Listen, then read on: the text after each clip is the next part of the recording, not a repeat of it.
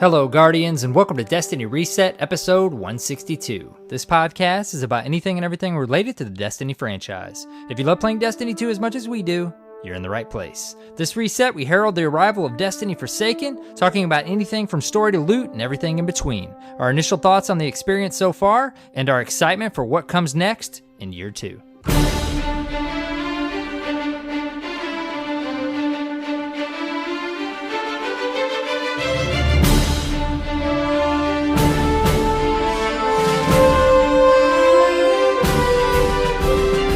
Hello, Guardians, and welcome. It's AER0KNIGHT and, of course, CyborgSasquatch. Hey, buddy. Hello.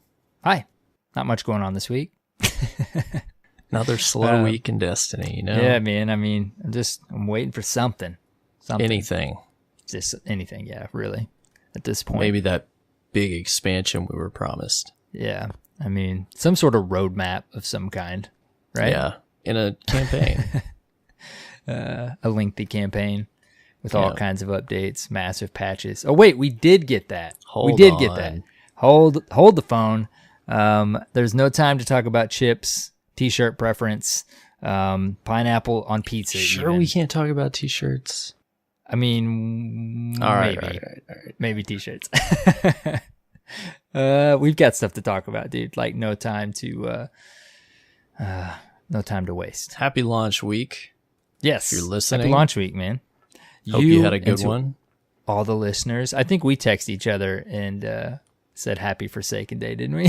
Something like that, yeah. Nerds. And then once launch happened, it went pretty quiet for a while. It did. I was like, dude, I'm sure we'll text. We'll talk. We'll see what we think. And no, dude. Like we're like just dove in, and that means we inundated. Even more have stuff to talk about on this episode together.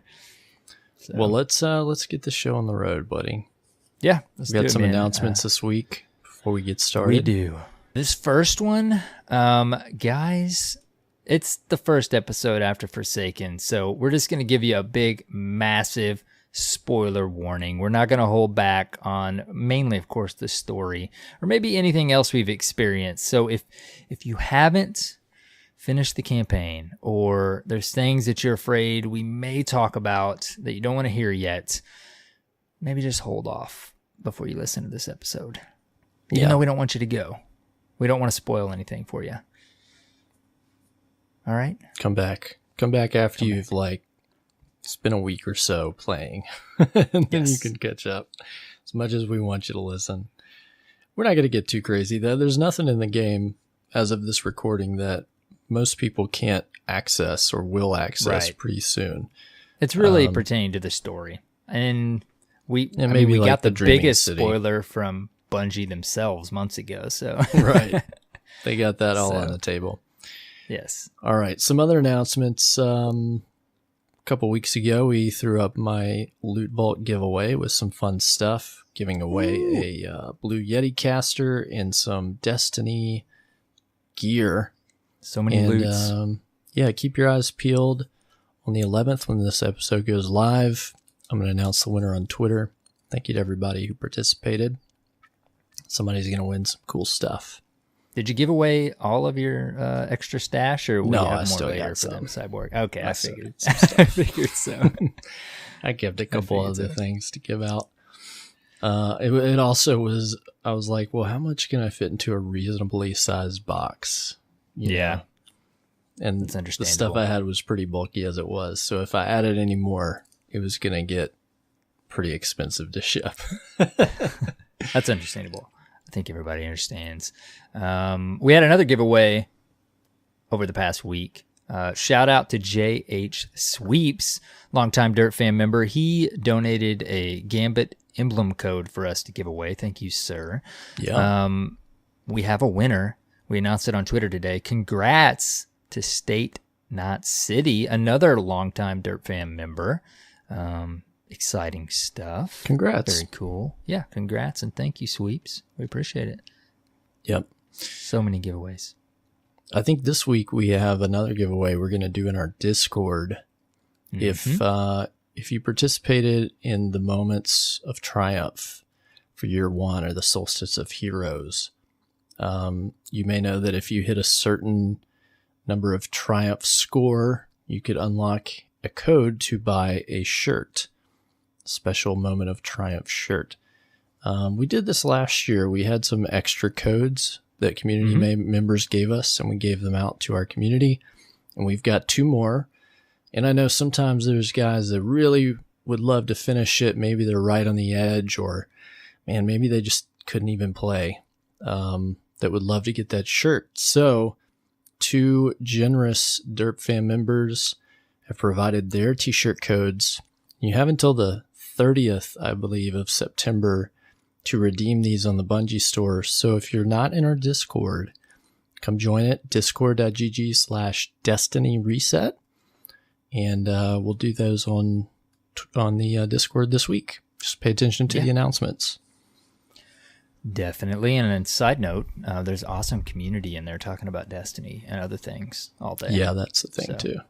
You're more than welcome to join. Shout out to Soldier on TV and Shadow Eyes for those codes. We appreciate it, guys. So kind of you. We might as well keep going, Cyborg. We got one more announcement.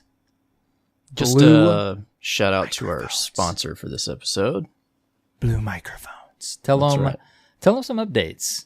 What's Blue doing these days? So Blue gives us free Blue gear to give away all the time. And they have updated what we can give away. Typically, it would just be either a Yeti microphone or a pair of Lola headphones. And they've added some items to the loot pool that you can pick from. You can also get a Yeti Nano microphone. It's their new piece of gear. Or a Compass boom arm or the Radius 3 shock mount. So typically when we give away something from Blue, we just let you pick what you like. So there's some new options there, and we're going to give away something this week. Ooh. So if you want to participate, come and follow us on Twitter at Destiny Reset, and we will have a way for you to enter. Keep an eye out when this episode drops on the 11th, and you can have a chance to win your choice of a piece of Blue gear. We can confirm all of those things are excellent pieces of loot. Yes, they are. I have all of them. I'm using 2 of them right now as we speak. Nice.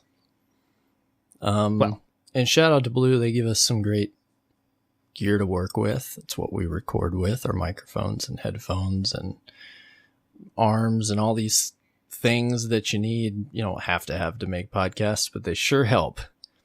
And they do. So shout out to Blue. They make quality merchandise. Thank you, Blue. Shout out to Joel. Yep. Joel, our contact over, our handler, if you will. Yes. He controls everything. Yep. All right, man. You ready for the news? It's not a whole lot this week. We're going to speed through it so we can just talk about the game. I'm going to stretch. All right. This week at Bungie, the hunt is on.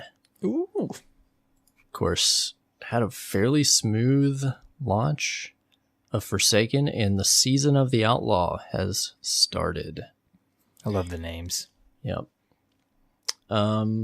They talked a little bit about the Last Wish raid that kicks off on the 14th, this coming Friday at 10 a.m. Pacific. The Race for Worlds First will start, and they have a pretty cool incentive now.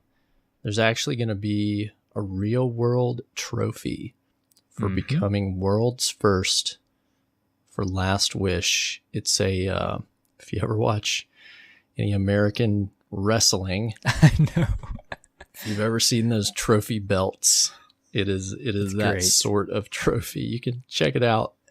I immediately just pictured like Stone Cold standing in the ring, holding his belt up. Yep. And it's personalized and everything. And they also mention if you had completed World's First of a normal mode of a raid, they would be going retroactively and giving these out to all those teams. So that's How cool awesome. Is that, right? That is so cool. I'm mega jealous. Oh, yeah. That's cool of them to do that, though. Definitely got to give them props to think of that and to make sure all those Guardians from way back in the day get one of these cool trophies. Yeah. Very cool. The Forsaken soundtrack dropped. You can pick it up on the Bungie store. They had a note from the composers, a few words for you as you continue your hunt in the reef. And you can check that out on the TWAB. I liked it a lot. You can also, if you pick up the soundtrack in the Bungie store, you can get the Curse of Osiris and Warmind soundtrack along with it, along with a Pursuit of Dreams emblem. One of my buddies has it. It's pretty cool if you're into those I haven't emblems. seen it yet. Yeah, it's neat. I usually always make the purchase. I love the soundtracks, and I do like to get that emblem, but I have not seen this one yet. Yeah. Now, it should say tracks, number of soundtracks you have purchased. It needs like a little stat tied to it, like every other one. Yeah, because everything's getting tracked on these emblems now. They talked a little bit about challenges and resets, because there was some confusion on reset and moving forward about how these different things work. So daily challenges offer a unique challenge every day. They change every day. So basically the first day on reset, there was a strike challenge for the day. And the next day, it was the Gambit challenge. Mm-hmm. I think after that, it might have been Crucible, and then maybe the Heroic Adventure. And so those change every day. You can, they're supposed to, if I understand this correctly, reset every 4 days. Right. So on Saturday, we had a reset of the daily challenges, and you could complete daily challenges again. You do retain these challenges until they're completed. So you have basically within that reset to complete all of them, if I understand this correctly. Yeah, if you can wait like up to the day before, but of course you will not be able to stack 2 of them if you didn't do it. Just like a normal reset, you'll lose the opportunity to get it the reset before. Dude, I'm not gonna lie. When I read this, there was no more clarity for me at the moment. Like I had to read this again, and I was thinking, I mean, dailies. You think like, okay, you can do the daily heroic every single day and it resets, but like you just mentioned, and after reading it again, you realize they are dailies, but each one is on their own 4-day rotation. So it's a different daily, different activity every day. Yeah. And my brain accepted that. Yeah. It's daily makes it confusing. I think their goal with the system is they're trying to provide a way where if you can't log in on a day, you can come back and still get those rewards, right? Yeah, you don't. It's almost like a catch-up system. Yeah. But it makes it a little bit confusing. I feel like this midweek reset that only resets these dailies adds a lot of confusion for people. Yeah, not having like a hard reset, right? Right. On them. I'm trying to, I'm like stepping back and just, I'm understanding it a little more now that we're almost a full reset in, and I'm going to let myself, play with the system a little bit more. But yeah, I agree. Like initially, it's different, and it's weird not having that milestone tab. I have nothing on my milestone tab right now, and what will end up on that milestone tab now that the campaign's complete? Just the raid? Only things that are weekly, right? Nope, not even that. Just high level quest stuff, high level activities. So it would be like trials or. I don't even know if those will show up on there. I think it's if there is the way that I understand it and the way they explained it beforehand is if there's something in a process of a campaign or something that's going to like further your exploration of the world, because you haven't like, you know what I mean? Like as you are completing parts of the story, say when it came time to go unlock your new subclass, it showed up on the that tracker. Milestone. Well, it's not even a milestone thing anymore. Right, true, I don't even know what they call it. Like a It's like a blade. Yeah, it's a blade.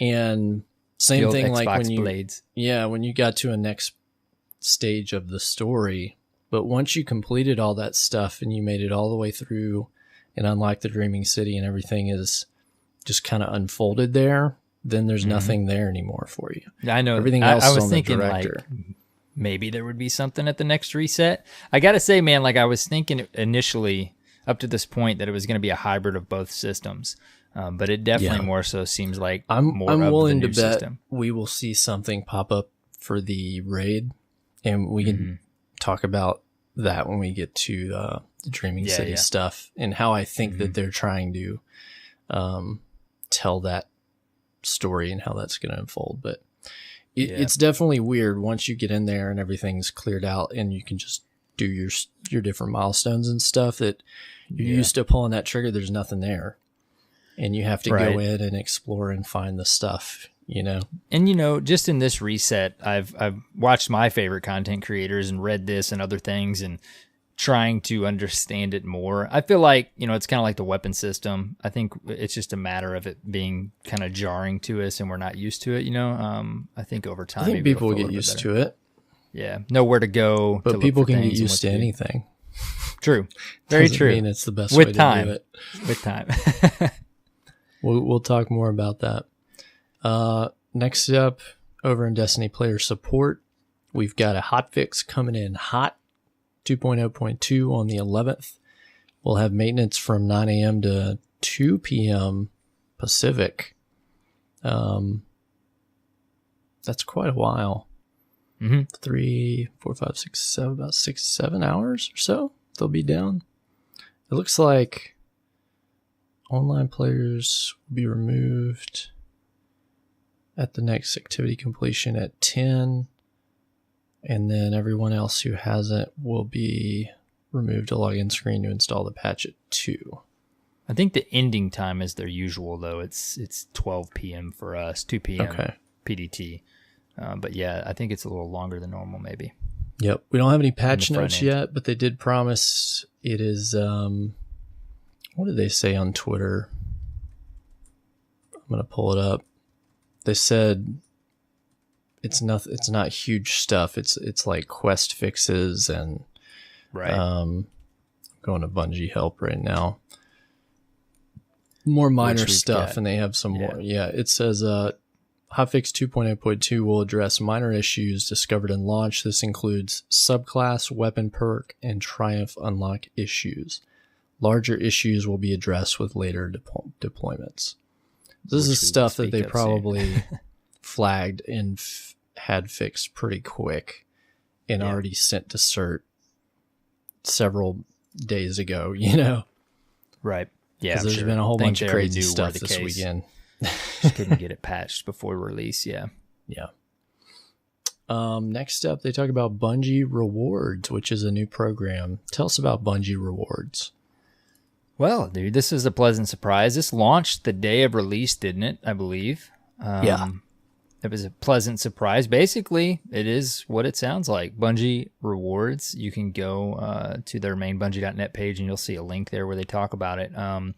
Log in with your account. Make sure all your stuff's set up, and as you complete different, we'll call them milestones, different things into the game, you will be rewarded from Bungie. For example, the first one, if you complete the campaign of Destiny 2 Forsaken, you get the Destiny 2 Forsaken original soundtrack and the Whisper of the Worm bonus tracks digital download. So some good ones it's in there. Yeah, man. I mean, this is a pretty cool thing.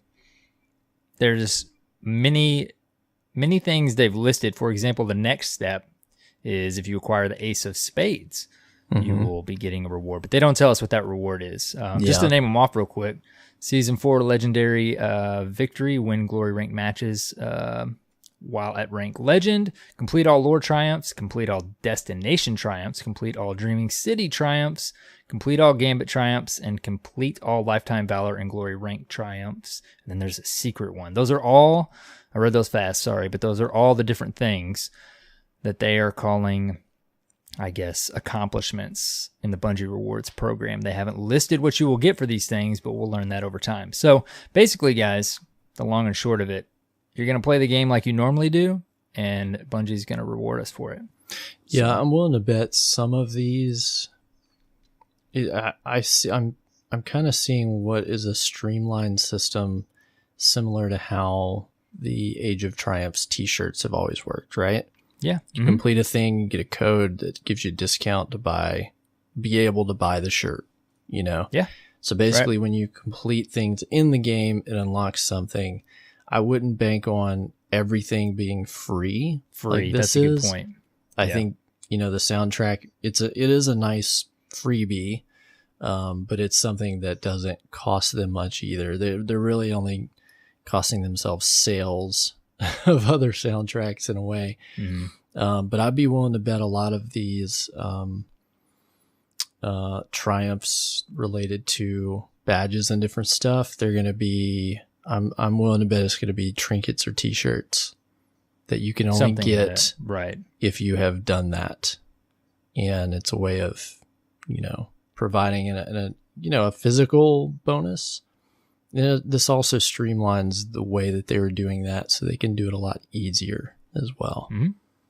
So I think it's cool. I like it. Yeah. I dig it. All right. They talk a little bit about Forsaken additions and incentives. I don't think we have to talk a whole lot about that. There was some confusion on how you get certain bonuses and pre-order bonuses. Some of that stuff you get when you finish the campaign. Some things you would get when you made it to the Dreaming City. People were waiting like, when do I get my stuff? When do I get this or that?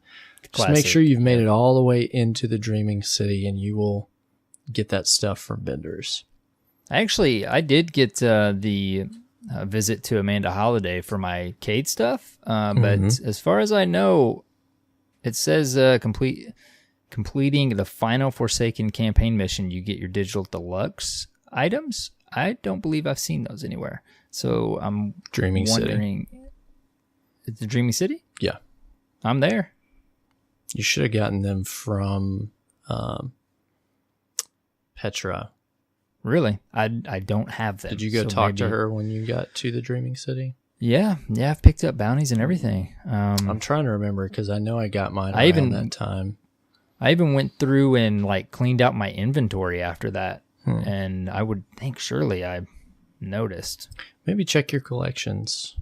I don't know. Yeah, I'll do that. I know I got mine, and I know it was around some point of unlocking the Dreaming City that I got them to drop. Now, I will tell you, there's been some weird stuff, coming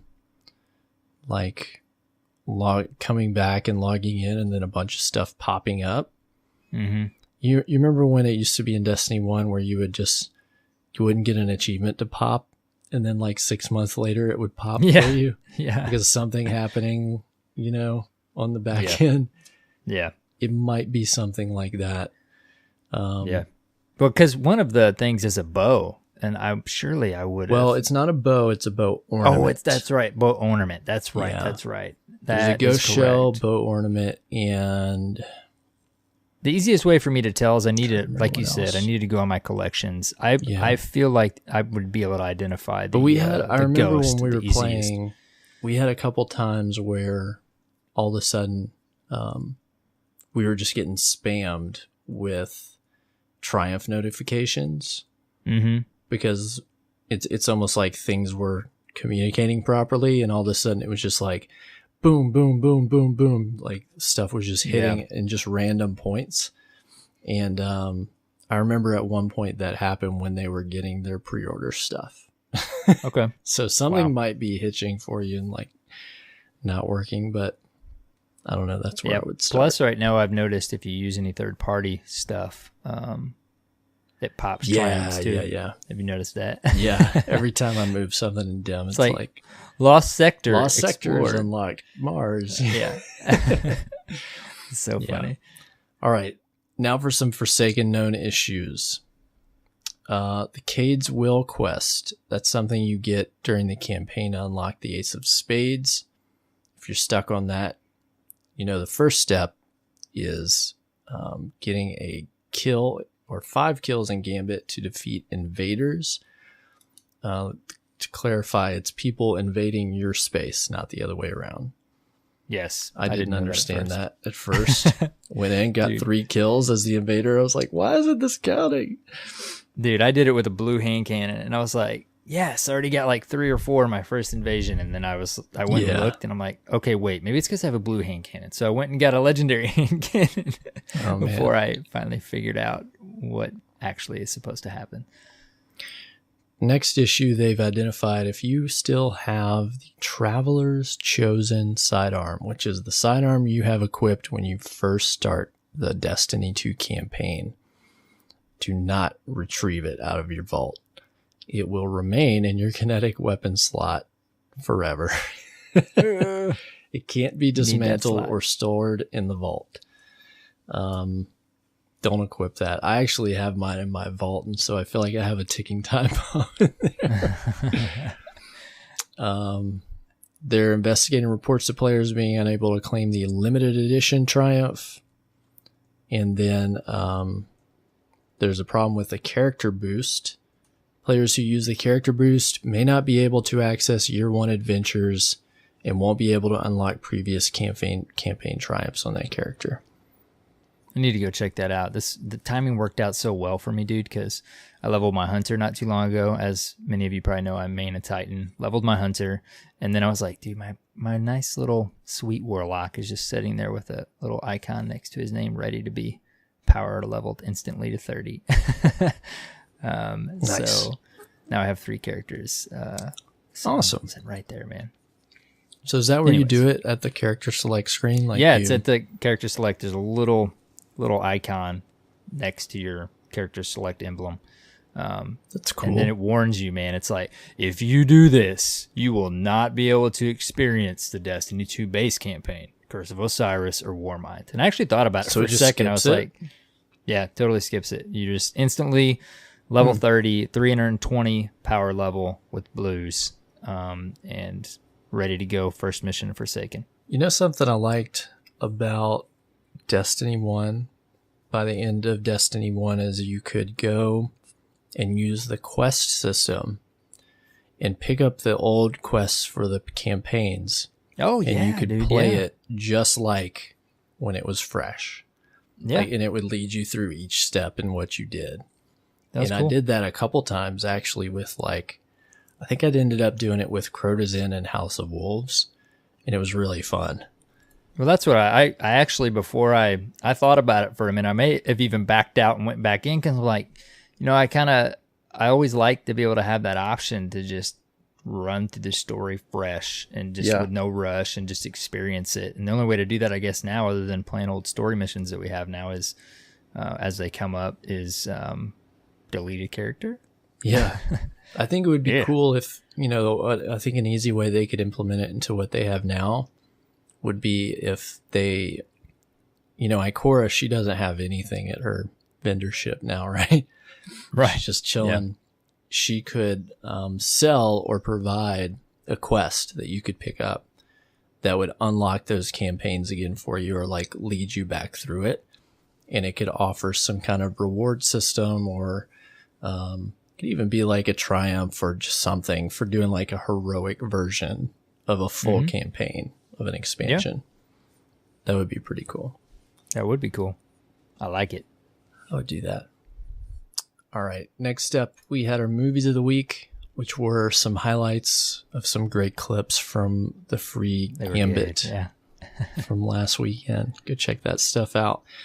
And then finally, they finally put together something special for the artists in the Destiny community. Special emblem, similar to how you can get a special emblem for movie of the week.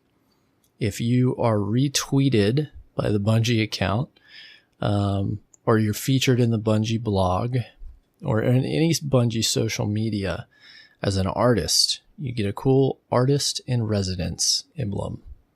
And I saw one of my favorite artists that I'm friends with on Xbox, Furion, was sporting this bad boy this week, and I was look at that, what is that? And then I saw the TWA, I was like, oh, that's awesome. So that was a cool thing that they did for a lot of the talented artists in the community. Oh, there's so many, man. They've done so many cool things. It's neat. Like this is like an ongoing thing just on the socials now. Is like, oh, I got retweeted. Let me get that sweet emblem. Now I feel bad for the guy who had to go back through a lot of Bungie socials to see how many people were featured with art. Yeah. But great job just if take you that did. Massive collage that they've done 2 years in a row now with all the caricatures of the artists, and just that would be at least a way to get a big chunk of them. Yeah, that'd be a good amount of them. Yeah. All right. Now, let's see what else we had in the news. Oh, dude, we skimmed right over it, but I didn't know this real quick, but it was kind of cool to get 1,000 bonus silver, wasn't it? Oh, yeah. I didn't realize we were getting that. Did they say we were getting that? I think it was maybe was it in part, in the paragraph? No, I think it was something they added in for the digital stuff. Yeah. Yeah, it was a nice, I had 200 and then I had 1,200 all of a sudden. I was like, oh, thank you. That works. Well, I was confused when I got it. I was like, oh, maybe this is for me to buy the pre-order bonuses from the Eververse store, since that's how I have to buy my content when I buy something from GameStop. I was like, okay, I see what this is. And then I go to Eververse, it's not what it is. I'm like, all right, I'm just going to hold on to this just in case. I don't know. Well, plus it's always nice to log in to your first character. And then I logged in as my hunter because I actually started the campaign a little bit on my hunter this reset even. But I was like showered with Eververse packages, dude. Like fewer on my Titan because I play more regularly and probably didn't have as many banked, but you get your initial ones. And then on my hunter, dude, it was just loot galore from Eververse. But you break all that down and you instantly have I think I have 6,000 to 8,000 Bright Dust now. Ready to go. So anyways, just a random mention of that. That was a pleasant surprise. Get a nice little $1,000 silver bonus.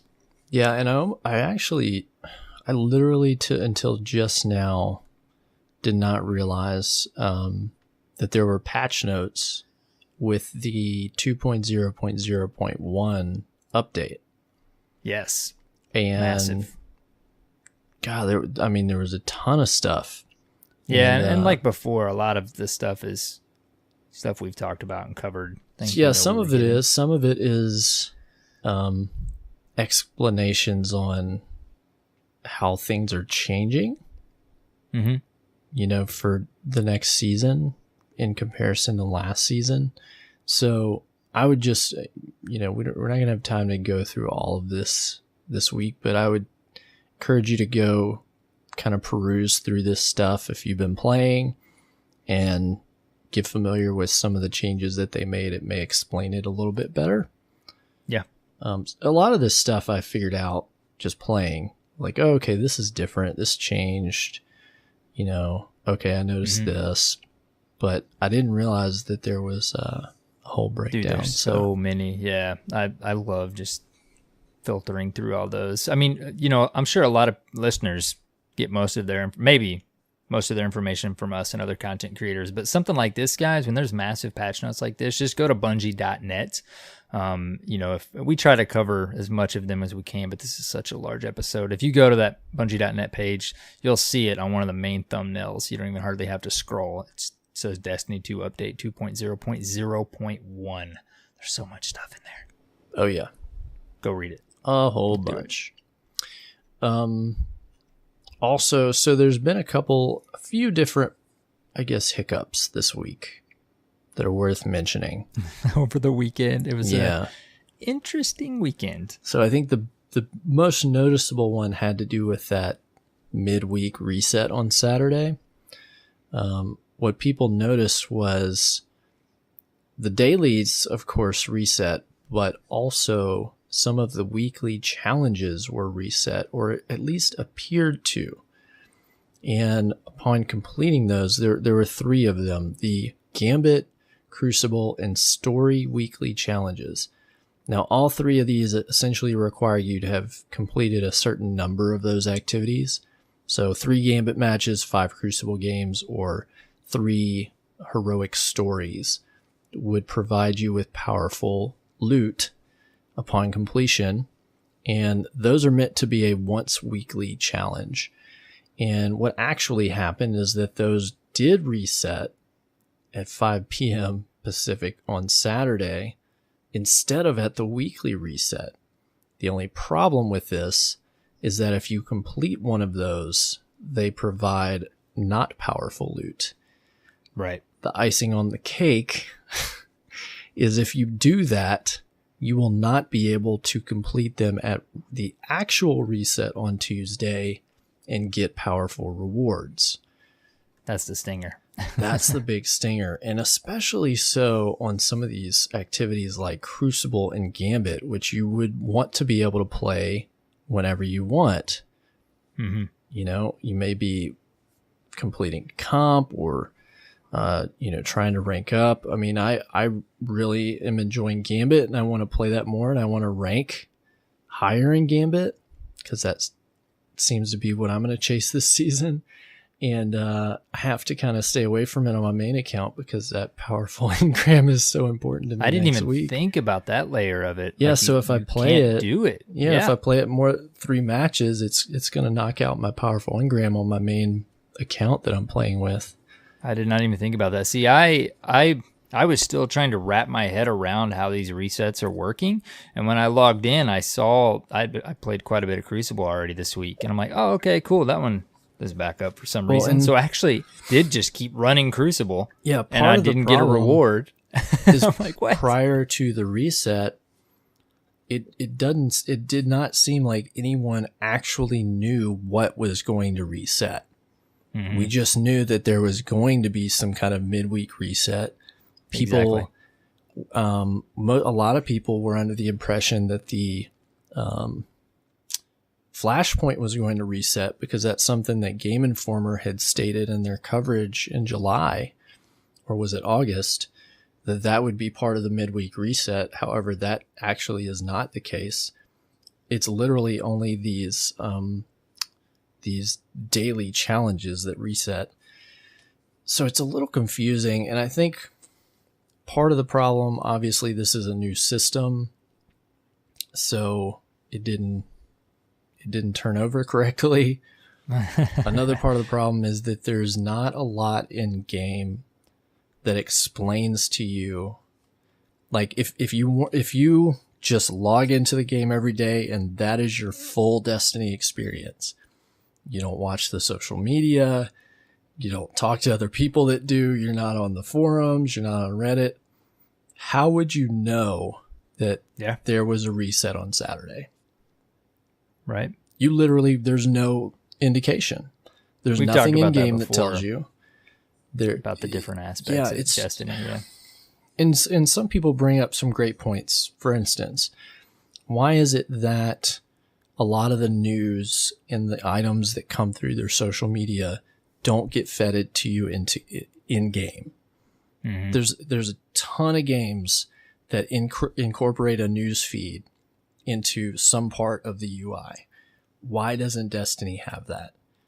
I have to, I'm complaining a little bit, but I have to get on and play Destiny all the time and explain to my friends that like to live under a cave what's happening, what happened, or what's going to happen in the best way I can. And it's, I don't mind, like, I like talking Destiny, and I'm not going to be a jerk and be like, go look it up yourself, although sometimes I do when I get tired of saying the same thing over and over. But why is there not better communication on the game level about these things? Even I didn't know what was going to happen on Saturday when that thing reset. Right. And I devour everything they put out. Even on reset, Cosmo was saying on Twitter, like, yeah, we're going to write a help article so we can explain what's going to happen. Like, how is that something that they're just deciding to do on Tuesday? Yeah. You know what I mean? Mm-hmm. And I'm not trying to rip them one. It's just a little, it's a little disconcerting. Like, it's a little flabbergasting as a player, like, that they're not communicating how this is supposed to happen so that the players know what to expect or how to play, what to play. Because there's a lot going on in this game now. There is a lot of stuff, yeah. dude.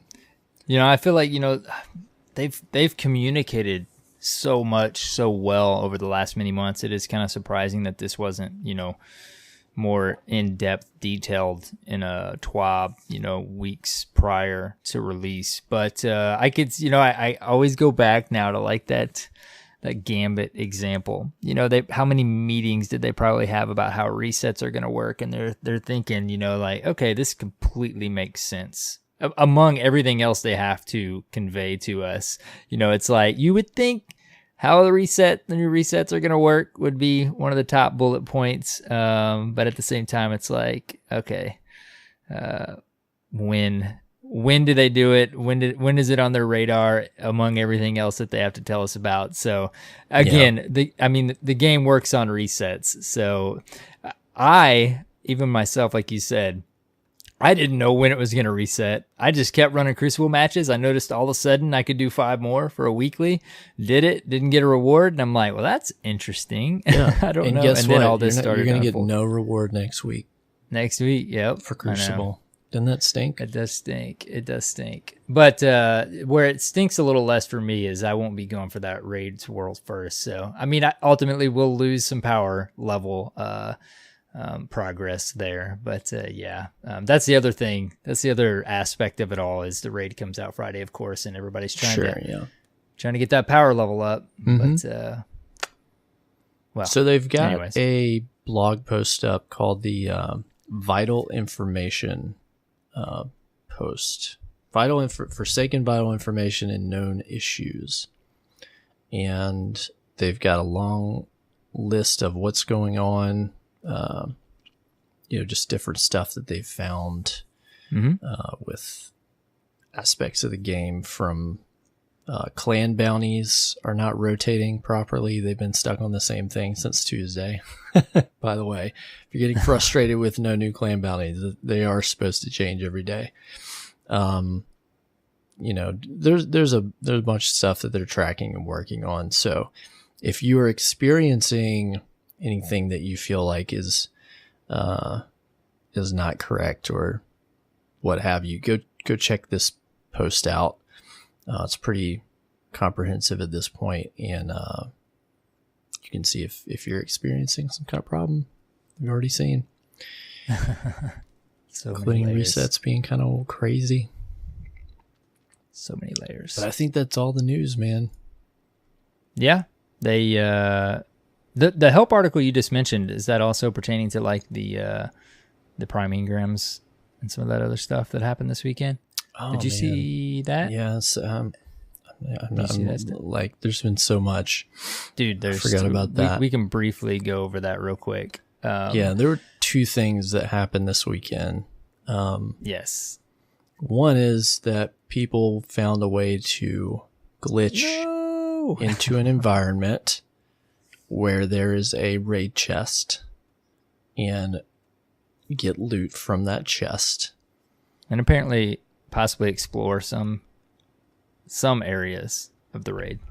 From what I understand, it's almost like an entrance or something. Yeah. It's not even a significant part of it, but what they were able to do is essentially remove loot from that chest until they are able to fix this.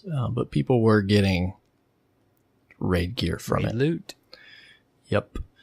What also stinks about that is no penalties, but that raid gear does have raid perks. And again, that's interesting for, Raids World First. It's not like gonna make any crazy substantial difference, but I was actually watching a video today, and I wasn't necessarily going to or not going to watch some of this stuff or look at some of this gear, but again, I'm not a Raids World First competitor usually, maybe one day, but so I'm like, you know what, I'm just gonna look at this because I'm gonna watch somebody stream it when it goes live anyways, and there definitely were some perks on there, so it's like it's interesting, just the different layers here with the powerful gear in this raid exploit. I'm happy to see,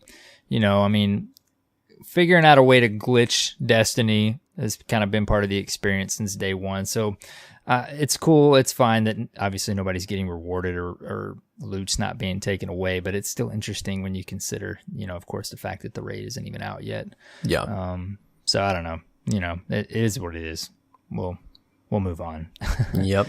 Prime engrams, dude. Okay, so prime engrams are the only engram that you can take to Rahul. We'll get into that here in a little bit.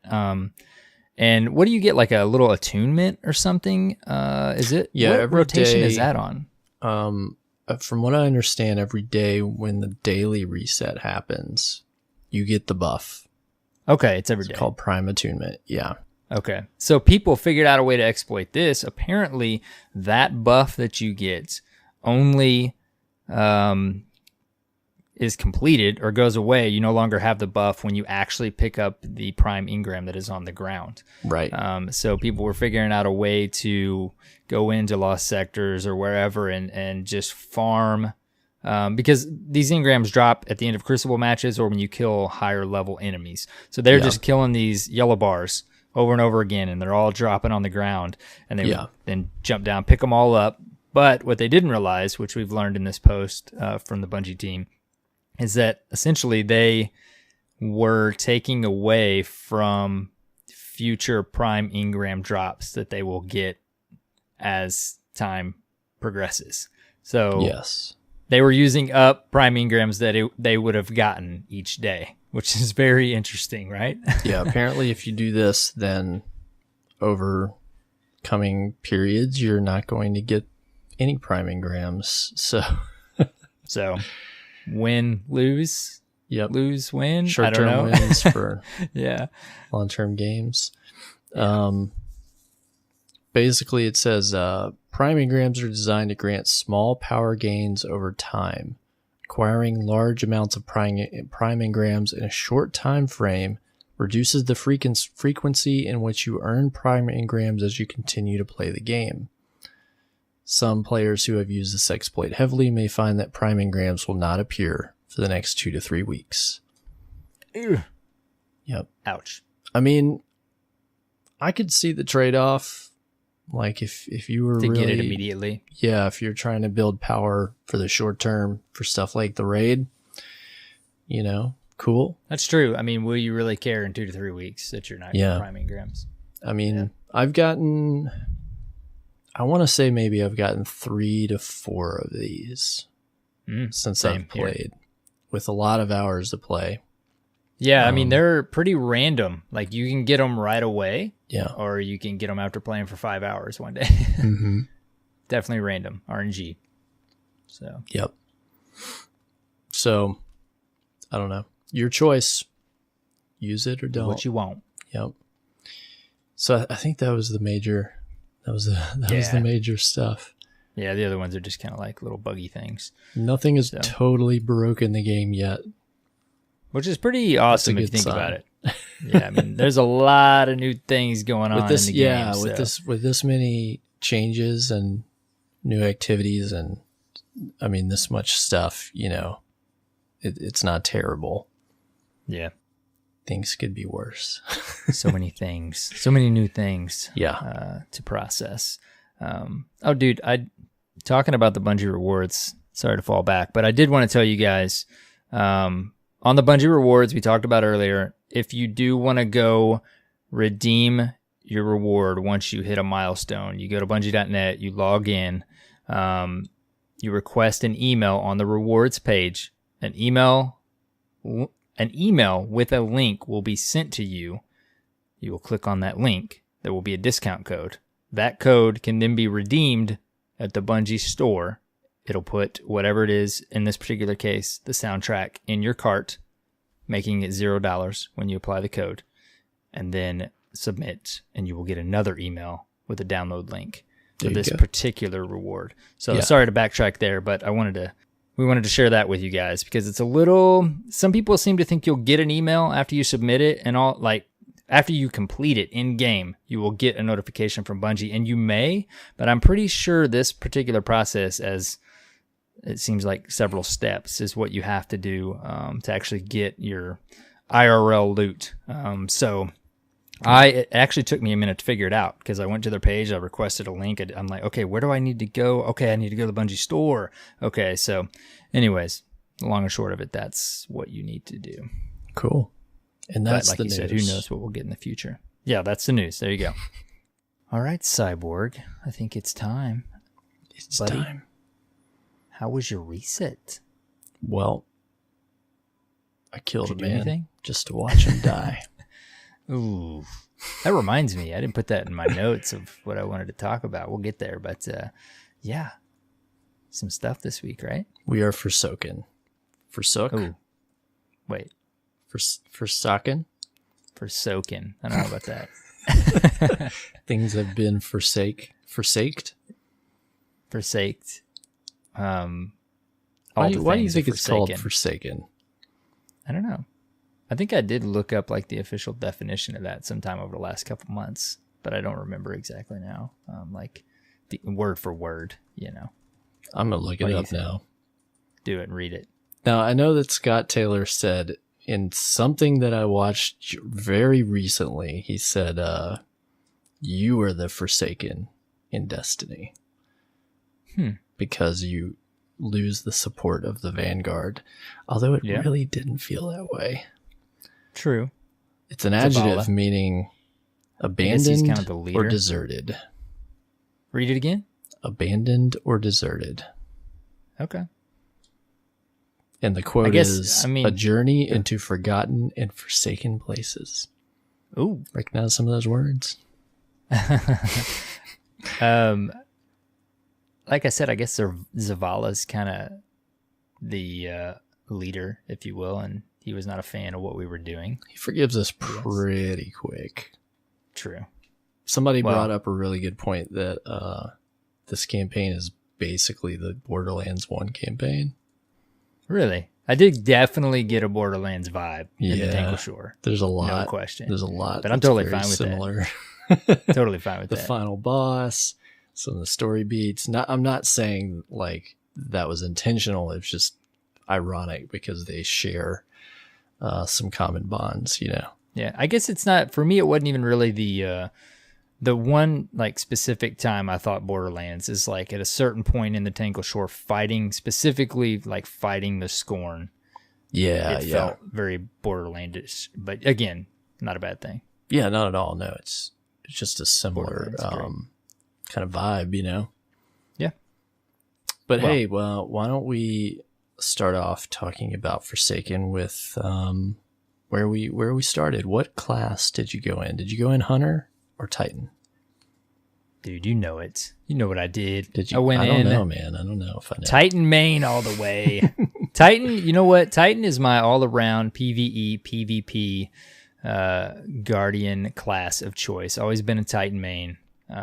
You know, but you know, I've been showing that Hunter love recently. So I of course went in with my Titan, but like I said, I did already start leveling through the campaign on my Hunter. And once I felt like I hit kind of a threshold on my Titan, which surprised me because it took forever for me to even make a second character in Destiny 2. Unlike Destiny 1, I had all three, but then I power leveled my Warlock to 30. So at some point I'll get to my Warlock. But Titan main, setting at 5, I think I hit 510. Nice. Power. So what about you, man? Subclass did you attune? Oh, I got my what's the new Striker Titan? I forget, the Iron Man. I'll just call it the Iron Man Striker. Yeah, I don't know what he's called. I haven't played with that one yet.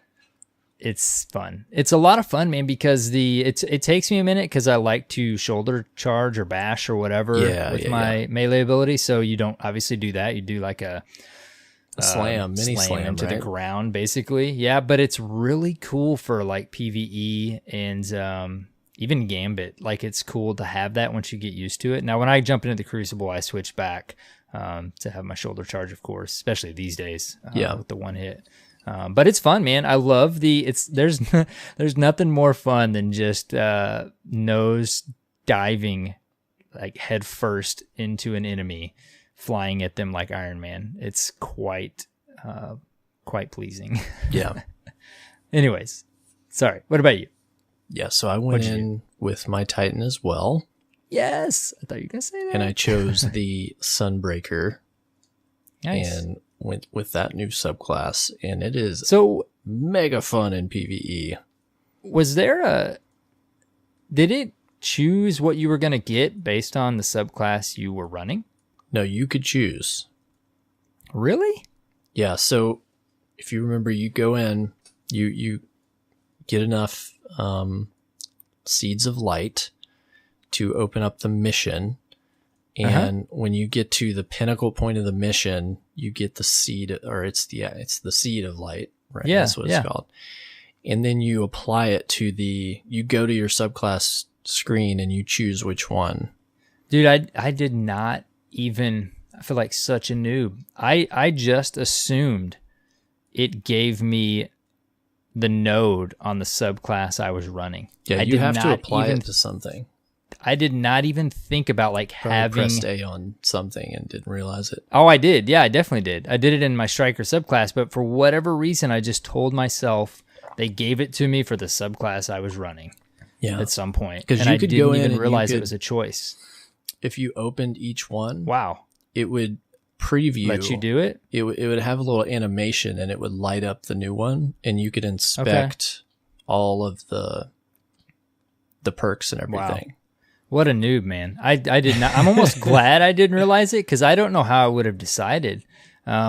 The Sunbreaker one looks super cool, but definitely more PvE oriented. It reminds me of like the Barbarian, or I think what was the name of the Diablo 3 melee class? Know. I can't remember. But that's what that reminds me of. And then the Void one is cool. That one seems very situational, like the blocking for your team and pressing forward. But I probably would have had a tough decision. I'm glad kind of for a moment I was a noob there, because I did not realize that at all. Glad we figured that out while we're recording on the show with the record button live. The more you know. Leaving it in, like always, most always. Yeah.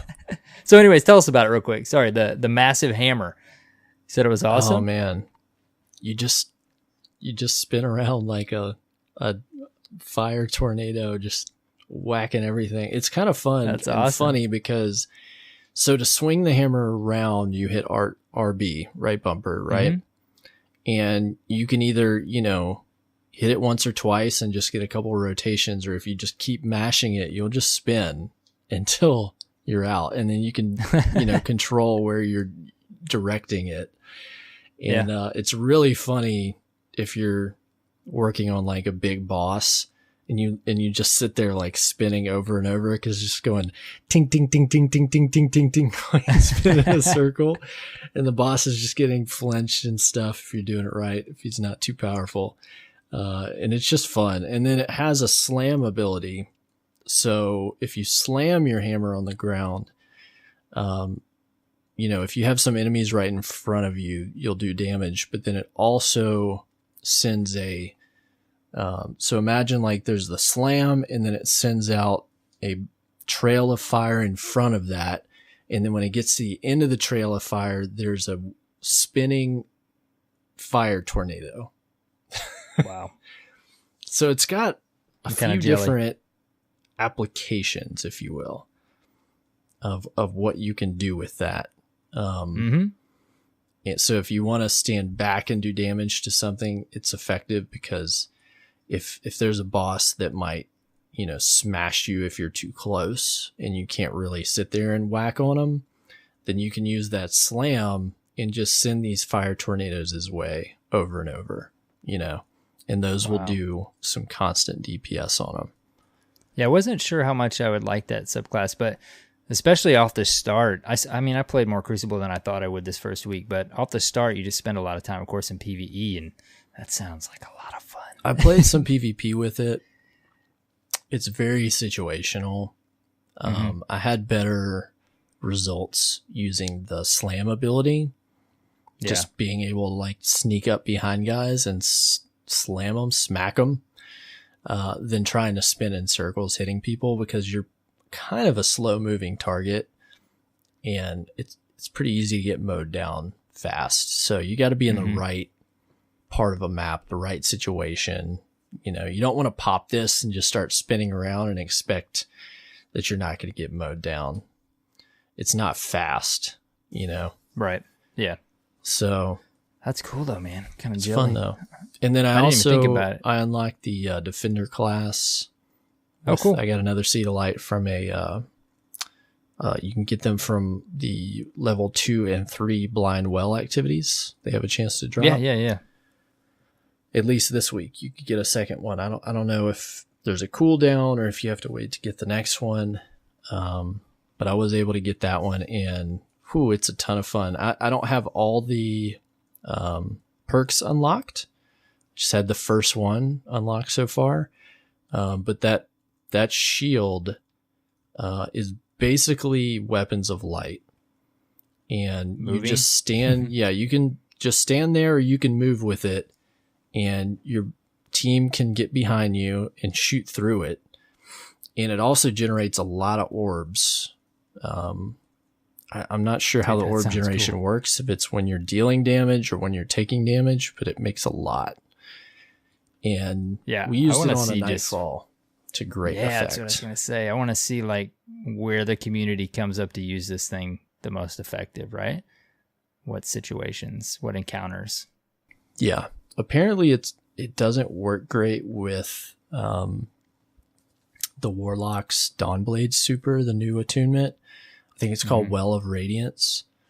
Apparently it if you try to pop that shield while you're standing in that well, it drains the shield super fast for some reason.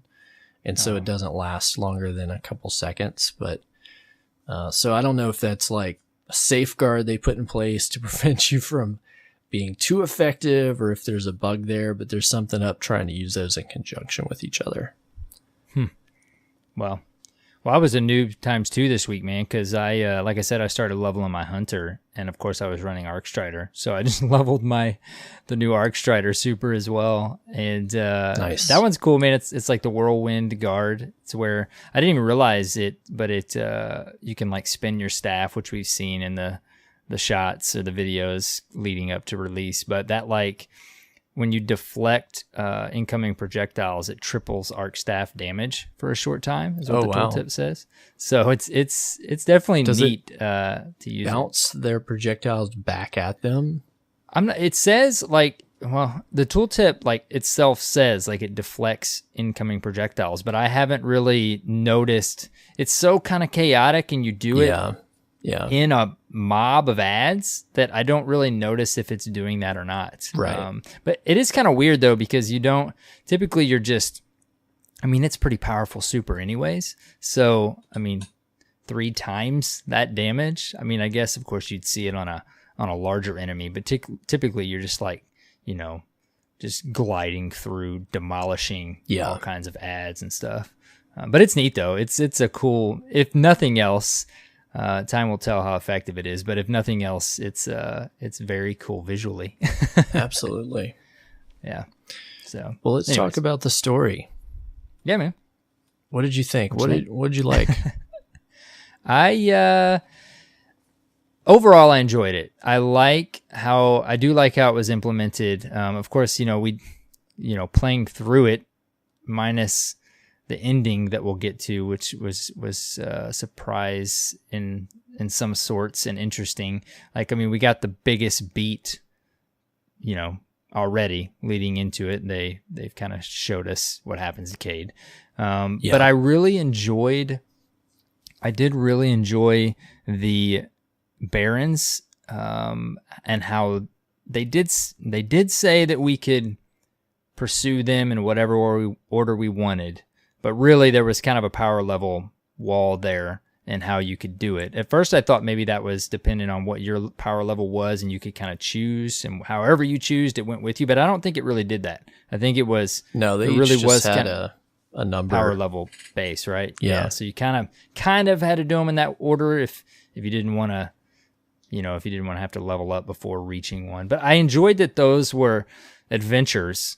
And I felt like each of the Barons themselves were definitely unique in their own way. I mean, ultimately some of the boss fights, seemed like, somewhat of Destiny boss fights, but they were, they had their unique different aspects, and probably the most unique different bosses and amount of bosses we've gotten in an expansion. Yeah. So that probably was one of my favorite aspects of it. Now, I have this thing when I play story games, really anything, any game that puts a numbered ticker on it like that, like it puts this mental aspect to me of like, okay, I know I have 5 or 6 of these things that I have to do before I'm going to like actually progress to the next chunk of the story. And I won't say it's like a negative, but it always is interesting to me when I run into that in games. Does that make any sense at all? Yeah, because as opposed to just playing an organic campaign where just one thing leads to the next, it kind of just dumps you into like a checklist. Yeah, right. Where you're like, checklist okay, is a good word. I'm kind of in this limbo until things move forward with the story, like, right? Fully move forward with the story. Yeah. I get that. And it was, I think it was 6 that you had to do before you moved into that. But I felt like the pacing was good, though, because it put you in the Forgotten Shores for a while. And is that what it's called? Forgotten Shores? I want to say that that's the name of it. Tangled. Tangled Shores. There we go. Shores, yes. Which is a big space. Right? Yeah, it is a big space.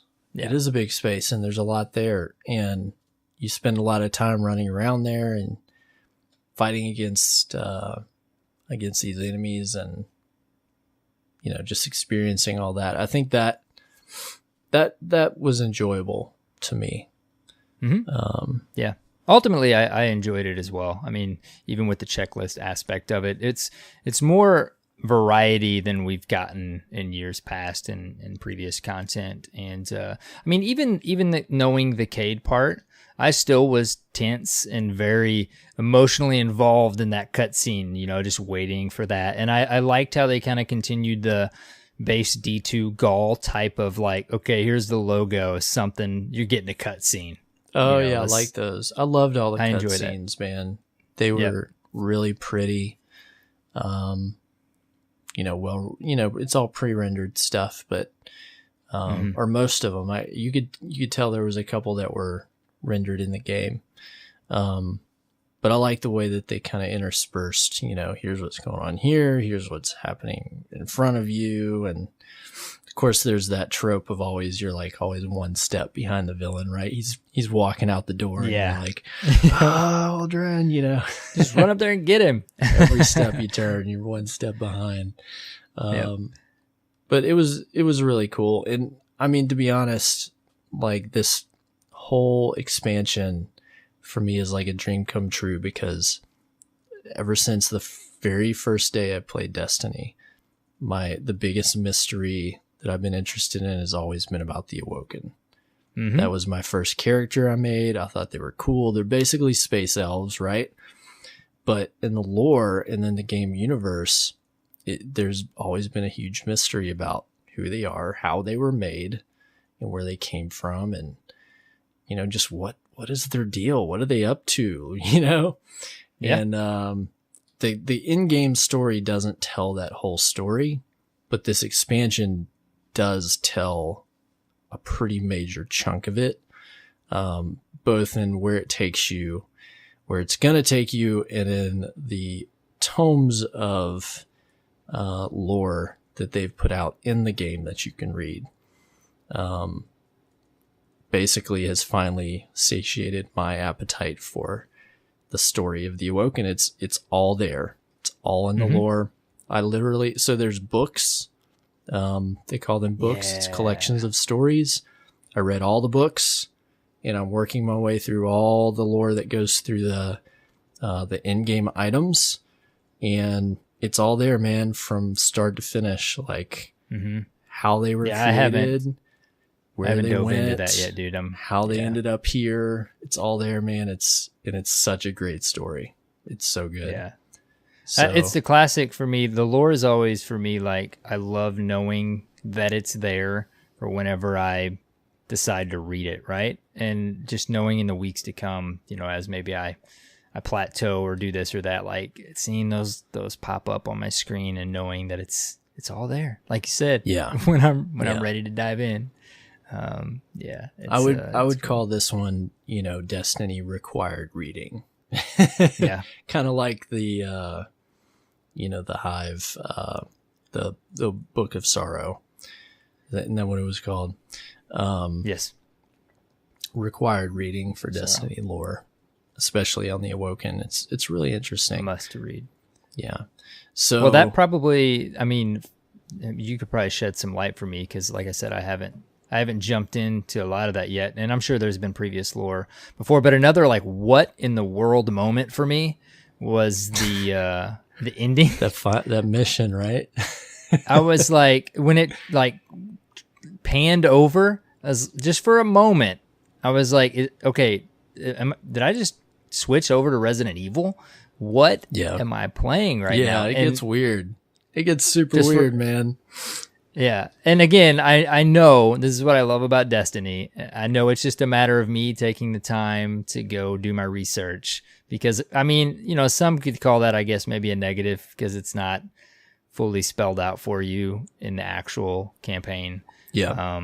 But I like that. I like having to go do some work to figure out and then maybe even playing through it again at some point, Yeah. And it's not, here's the thing that I've kind of, I think I have a handle on what they're trying to do storytelling wise is there is a story, but there's a climax, but there's not an epilogue, right? Mm-hmm. We're still in the epilogue and I think that they're going to tell the rest of the story of what's happening with the raid. Mm-hmm.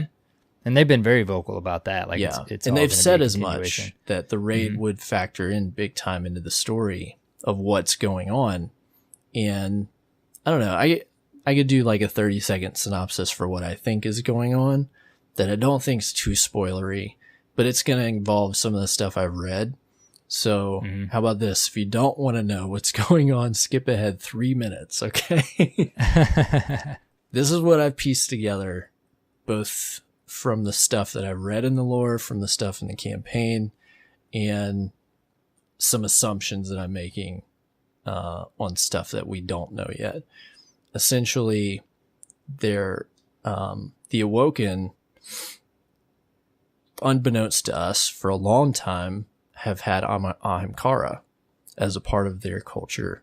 I don't know if you consider them pets, but they were companions. And they kept them, I think, fairly hidden from the rest of the solar system.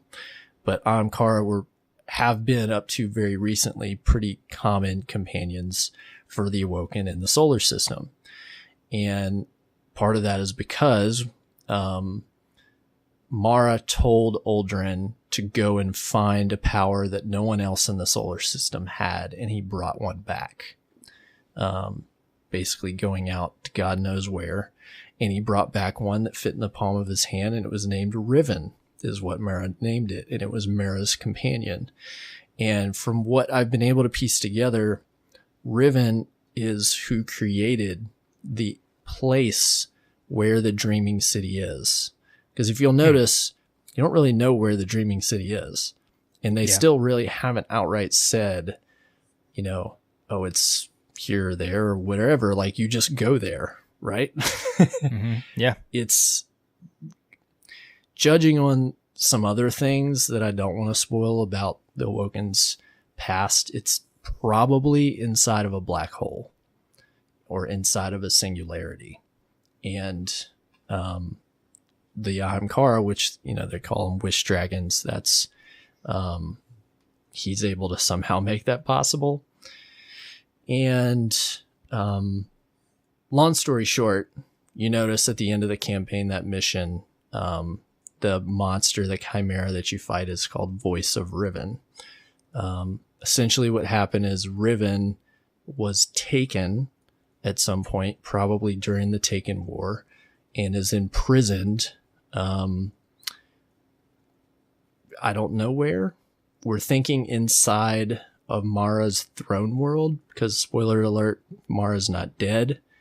Mara Sov, she is in her own throne world, the Ascendant Realm. And the whole thing with Uldren was, so people are susceptible to Ahamkara that have a lot of wants. And Uldren's relationship with Mara has always been that he has his motivating and primary desire is to serve and be close to his sister.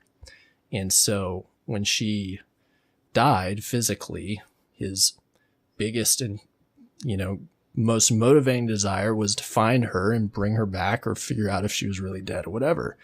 And so he was susceptible to an Ahamkara, and they don't explain exactly in the literature, like his contact point or when it actually happened, but he became essentially under the effect of a taken Riven who was controlling him, in a sense, manipulating him to provide the means for that beast to escape from wherever it is. So that's what happened. Just made me think of that moment when he realizes it was almost comical. When he snaps out of his trance. Yeah, for just a moment. Yeah. Which, I mean, they told us there was other reasons he was, they, as in Bungie leading up to this, there were other reasons possibly other reasons he was doing, why he was doing what he was doing. Yeah. So obviously we learned that. Some other, do you want to finish up? Did you have? No, I mean, that's the long and short of it. I'm basically like, now I just want to not wait until 4 weeks in and just go dive into this stuff now. You gotta go read it's the like background into this stuff, man. And it has so much more meaning too, right? Yeah. For sure. That's why I instantly want to go play it again when I do dive into that stuff. And it's so cool, dude, because it's finally like our little codex, Mass Effect style of a codex in the game to go read these books and stuff. One other thing that I kind of saw in the feeds that people were talking about is, what did you think? Did you feel at all like, did it stink in any way to you that we didn't end up fighting the face of the baddie, which was Aldrin in this? I didn't expect to at all. You didn't ever? I didn't ever think that was going to happen. Yeah. Well, plus it didn't bother me either, but how would it have worked? He would have had to have been. Yeah, he probably would have had to have some kind of taken superpowers, right? Mutation in some way. Otherwise, it's like the Division shooting a person for 5 hours because they have a health bar, even though they look like a human being. They literally, they could have made it that case if instead of some kind of beast swallowing Aldrin, they just made it inhabit him and you fought him and it did the exact same things that thing did, right? Yeah, that would have made it work. But that wasn't what the story needed to do. Right. And I really never expected to fight Aldrin. I didn't think it was a realistic thing to happen in this game. I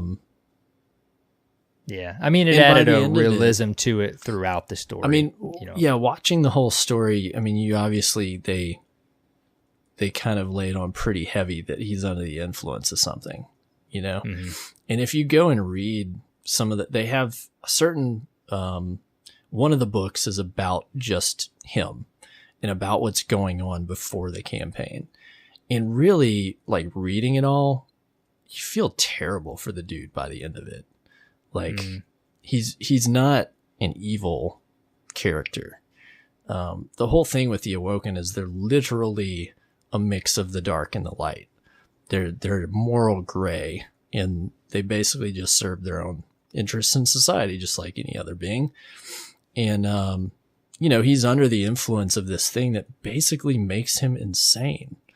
And by the end of the story mission, you kind of just feel bad for the dude. Yeah, you do. You really do. Yeah. He lost. And here's the thing. The Awoken, not all of them, but at least like Aldrin and Mara, they're literally thousands of years old. And they didn't know. I understand that math may not work, and there's a kicker to that, but that is the case. So they've been around a long time. So imagine your blood relative, the last one that you have in the universe, is gone. What kind of grief that would be after, being together for thousands of years. Yeah. On top of whatever entity taking control and making you believe that she's still alive and, that the one thing that he wants to serve, his sister, is telling him, yeah, go do this, go do that. You're like, that makes sense. Okay. Yeah. And then all of a sudden, yeah. So it's, I feel bad for the guy by the end of the campaign. Like, and I think you're supposed to a little bit because he was just manipulated. Well, that leads me into the next thing I want to ask you is, for me, and when it initially happened, obviously the screen goes black and a gunshot occurs. Yeah.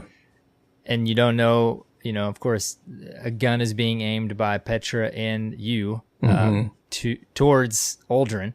So they really make it seem like it was you, your guardian. And then, like, at that moment, I was not happy with that. Like, if it was Mass Effect and I had to make a choice, just like you said, like, you really start to feel bad for him, I would have selected the option that said, let him live. Right. And I'm sitting there like, they did not just have my guardian shoot him. No way. But then as you continue to play, they really start to lay it on in different other sequences. I forget even where it happens, but it happens in multiple different interactions after that, even with the story over. They say, like, maybe even just talking to Zavala or whatever, Ikora, they're like, if you did, or if Petra did pull the trigger, or if you know what I mean? So they definitely lay it on that it wasn't necessarily you that did it. So that made me feel a little bit better. I don't know how you felt, or the listeners, but I would not have chose that. I think out of the campaign, that was the thing that I liked the least, the ambiguity of it. And I think the reason that they're doing that is that part of how they want Destiny to be your story, right? And it goes back to that problem that I have with Destiny, where it's obvious they want to do everything well. They kind of make choices to do a thing and then backpedal a little bit. They're telling this impactful story. They killed off a major character, who did it, how it happened, and then put you on this quest for vengeance and lean really hard into that, right? You kill all these other bad guys. You kill, like, I don't know, 8 barons and hundreds or thousands of Scorn, zombies. They create this ex machina of, these are okay to kill on your bloodthirsty quest for vengeance, right? But not this guy. Classic superhero, right? Why is it okay for there to be an ambiguity about whether or not you or Petra kill him? That's what I don't like. And I think the purpose is so that they could leave it up to you. Would my guardian do this? Okay, then I pulled the trigger, or maybe not. Petra pulled the trigger. And they'll probably never answer that question directly.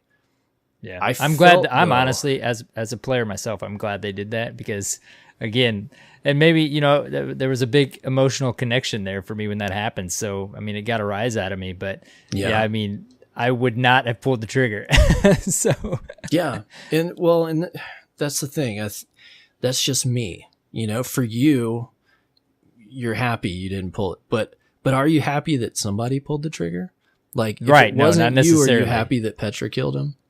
Right. Not necessarily that either. But, it's like, it's not Mass Effect. Like, something's already going to happen there based on lore and everything else built around the game, right? So because it can't be like choose one or the other. To Petra, it means a different thing to kill him, because he killed a whole bunch of Awoken. That they don't really illustrate that in the story, but they talk about it in some lore entries. Like, he kills a whole bunch of his own people, which is a big deal for the Awoken, because they don't self-reproduce. They do it with a combination of organics and technology. And so they don't have babies all the time, right? Like, they have to craft them and make them, and they're very selective about how they do that. And B, the Awoken were at one point immortal and chose to become mortal and come back to where we are. And so an awoken live is really valuable to them. So that's just like one aspect of probably why Petra's pissed among a whole bunch of other things that this guy did. But, you know, obviously they felt like it was okay for Petra to kill him. And what is that going to mean if it was Petra? Right. What is that going to mean? I know I was for thinking her? immediately, like she's got some splaining to do. Yeah. When Mara comes back and she killed her brother. Mm-hmm. That was another thing I thought about. And there's some things in the Triumphs too that kind of spoil some things as far as characters and some So I have learned of that, but you were definitely making me. I was gonna like wait a few weeks, where I'm a little more used to things and I plateaued a little bit of my character, but I'm gonna have to dive into this. I would read this stuff while now, the story's fresh on my mind. Like, it puts a really unique perspective on what is going on around you, and for sure, like who these characters really are, and like what choices they're making, and what, I don't know. There's a whole lot that goes into it that I think adds a lot more depth to the story. And it was interesting too, because so when Petra gives you her Vestian dynasty for the second time, by the way, the text in there almost certainly makes it seem like she pulled the trigger, because it says, here, I wanted to give you this, you're going to need it. And I thought you should have it because it's the gun that, well, like essentially saying, this is the gun I blew him away with. Wow. So I feel like they're not leaving it ambiguous. You know what I mean? So it's like, I feel like make if they, a choice, just why? And then 3 characters you go talk to after the campaign are like, I don't know if you, like the Gambit's guy's like, I don't know if you did it, but if you did, I like you. Amanda Holliday's like, he was one. Yeah. Did you really do it? You know what? I don't need to know. Zavala's like, those were the interactions. Hey, look, in another life, I would have done it too. Like everybody has something to say, but nobody is like, I know you did it, bro. Well, and I could see, like you said, they ultimately are leaving it up to you as the player. But like, I mean, I did not read the lore on the gun. When you put specifics like that in there, I guess that kind of takes away from that. I mean, knowing, being a fan of Bungie and Destiny for so long, like we have, I feel like they would lean into Petra doing it, not your Guardian. I think they will. I think ultimately, long term in the story, they talk about consequences, and I think that that's something to keep in mind. Ultimately, long term, there will be consequences for what happened there, and it'll probably mean something for Petra, and probably whatever it means for us will just be to the effect of, well, you were there and you let this happen, or you enabled this to happen. The word choicing will be kind of vague, but the consequences will be the same whether we did it or not, right? Right, yeah. You hunted them down, you made that happen, whether you pulled the trigger or not. That's how it'll come out. Yeah. Well, I mean, hey, look how long we're talking about it. I would say they accomplished something new. It's something to talk about, and I can't wait for how it's going to play out. I guess we can talk a little bit now, kind of just naturally going into the patrol spaces, the Dreaming City. I had to ask you one more thing. Sure. What did you think of... I'll tell you what I thought real quick. Okay, our character talking, right? Oh, that was a big deal. Yeah, initially, like in the first little portion of the campaign, like there was a couple, maybe just one. Maybe it just felt like there was a couple, but there was one where you didn't say anything. And I was like, no way. Like, no way they just like put it in the trailer, but like most of the time we're not going to say anything. But then it ended up, I mean, it wasn't a ton of words or sentences, but it ended up being enough that I felt, it felt good, right? To me, I was glad to hear my Guardian's voice. It was enough to be content. I think the way that they did it was the only way that they could have, where they wanted it to have impact, that the Guardian was speaking again, and they did it with just enough gusto and just limited Get the enough job that it done. was like, all right, that's all that needed to be said. He said what he said. I've heard some different takes on, well, people not pleased with, them just saying that and kind of stomping out of the room, and why wasn't there more said? But I think in the end, their point was like to have the Guardians speak because it had impact, and he was saying what he was going to do, and that was the end of it. Yeah. And then he says one other word. He says deal. Yeah, deal. Yep. I'm happy with our Guardian speaking versus being mute, and I was content and pleased with what we got. I think he needed a line at the end of that campaign mission where Aldrin says, "The line between light and dark is so very thin. Do you know which side you're on?" And I think you see like some facial expressions. The Guardian's thinking about what he said, and then he puts his gun back up and looks confident. He should have said something right there, Yeah. But oh well. Okay. I guess that leaves it ambiguous too. I'm just happy that he's speaking again. And I thought, there was one aside where when Cade is about to go, he says, what did he say? Something like, speechless as usual or something. Oh, yeah. That was funny. I like funny. that. I mean, yeah. What did you think about Nolan North's Cade work? Man, for me, even in the trailers, it's close enough for me that I never even think about it. It never even crosses my mind. I don't know if, obviously, that probably not everyone's thoughts. But you asking me right now, I don't know that I thought about it one time throughout the campaign. Well, good. You noticed? It bothers me. Really? Yeah. I don't know why. Maybe if I played through, I just wasn't thinking about it. So it was not on my radar, so I didn't notice. I think that there's certain parts of his delivery that's so spot on that you forget. Mm-hmm. And then there would be certain parts where the intonality would be off or something that I was like, okay, well, I know it's not him, so that kind of sounds funny, right? Okay. And I don't know if it's because I know or if I'm really that into it. That's what I was going to ask you. Yeah, I couldn't tell you. Because the behind the scenes thoughts in your brain? But I just notice enough that it bothers me. And it bothers me even more that as important I think it is to the fans for that character to go out right, that they wouldn't have the biggest, arguably, voice actor in this franchise finish his last work. You know what I mean? And I mean that it wasn't his fault or Bungie's fault that didn't happen, but I mean, is there no way that could have happened? I mean, honestly, right. Yeah. I don't know. It just bothers me a little bit as a fan.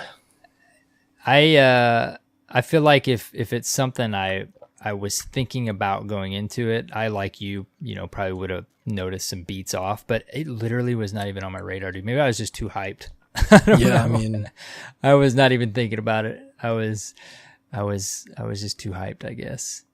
His delivery was close enough that it did not take me out of the experience one time. I can honestly say that. That's good. Yeah. So, well, let's talk a little about the patrol spaces a little bit. Especially the Dreaming City. Mm-hmm. Oh my gosh, so beautiful, dude! It is unbelievable. So much to explore. You can tell they've been working on this place for a while because the architecture is really unique. It's got an awesome look to it. Very much Rivendell-ish. Oh yes, elvish, heavy. It's that space elf motif, But it's got its own, kind of visual language to it that does look unique. It's not a carbon copy of other fantasy stuff. No. Dude, when I went there, I still loading into it right now. I mean, we've talked about this about other set pieces of theirs, but this by far, for Destiny and Bungie specifically, no doubt. Like this space is gorgeous, man. Like it's almost, I mean, to be completely cliche and corny, like jaw dropping. Like I look at the structures even when you first load into the initial patrol space, and I'm like, I was even showing my son, dude, I'm like, look at this, dude. Like, how cool is this? Yeah. I mean, even in gaming as a whole, man, it is just a gorgeous place with some magnificent set pieces. And I haven't even explored all of it, nor has the entire community. I mean, right. As they've said, I mean, this place is going to unfold with secrets well, over there's the weeks to come. A ton of stuff people are still exploring. There's things hidden everywhere. That's part of the allure too, right? Yeah. Like, it's like, ooh, what is there going to be something new tomorrow? Yeah. Yeah. And they're promising it's going to evolve over time. And so part of what I think is interesting that they're doing with this space is, so Petra invites you to come there because, you know, this evil has been unlocked. There's, you know, Taken running amok, and the Scorn are there somehow too. And things are just going really bad. And you don't get the sense of this, but you find out through a lot of the lore and through the story and stuff that the Awoken, after what happened in the Taken King and the Taken War, have almost been wiped off the face of the solar system. I mean, they gave up almost their entire fleet for the events of what happened when the Taken King starts. There's a lot of them are gone and dead. And if you even go talk to like one of the Corsairs in the patrol space, she'll be like, you know, if we had even a fraction of our fleet, we just blow all these guys away. So we got to resort to you coming in and taking them out one by one, you know? So they've invited you into this place where no other being has ever been that's not one of their race, to come and help them, you know, essentially take out this evil within. And you'll find out through when you gain access, Mara tells Petra, you know, essentially issues her the mission, like, you have to go in and take out this beast at the center of the Dreaming City, which that being Riven, which is this, you know, assumedly who you're going to end up fighting in the raid. The raid, yeah. And so you're kind of going through this process of, if you go through the weekly bounties and stuff, you're kind of going through this process of exploring that place, and kind of prepping everyone and everything to get there, like to access how you're going to get to that boss. And that's why I feel part of the exposition of the place changing is it's going to kind of follow up on some of the actions that you take in the patrol space to change it a little bit next week. That will, you know, kind of in the game sense, you know, in terms of what's happening in that place, allow you to then go to where the raid boss is. Does that make sense? Yeah. Mm-hmm. Because you do stuff like, you know, you go to the Blind Well, that has its own like purpose in that place. It's some kind of, I don't have like a firm grasp on what it means to them, but it's some way of channeling energy into Mara's ascendant realm or something of that effect. So by you like going in and doing the Blind Well activities, you are like feeding energy into it so you can access it, I guess. I don't know. Yeah. This is all conjecture at this point. Yeah, no. Yeah.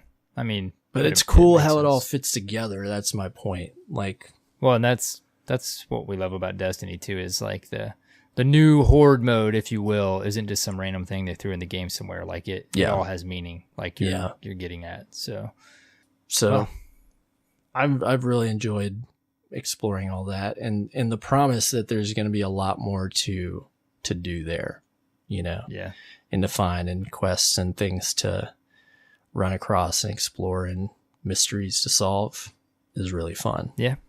I did see pop up on my feed today somebody talking about it not being a 6-player. That totally fell off my radar. That we were hoping Dreaming City would be a 6-player patrol. It is not. Of course, we now know that it's not. But I'm sure there's difficulties there behind the scenes and with different things, but you know, ultimately it's what I would want. This is kind of an example of like a raid. Like I've seen this mentioned as well. Like now I feel like we might expect something like this at every major release. Some sort of end game destination like this that you gain access to kind of in a different way. Good luck. But wow. Yeah, right. Major expansion, not every expansion, major expansion every fall.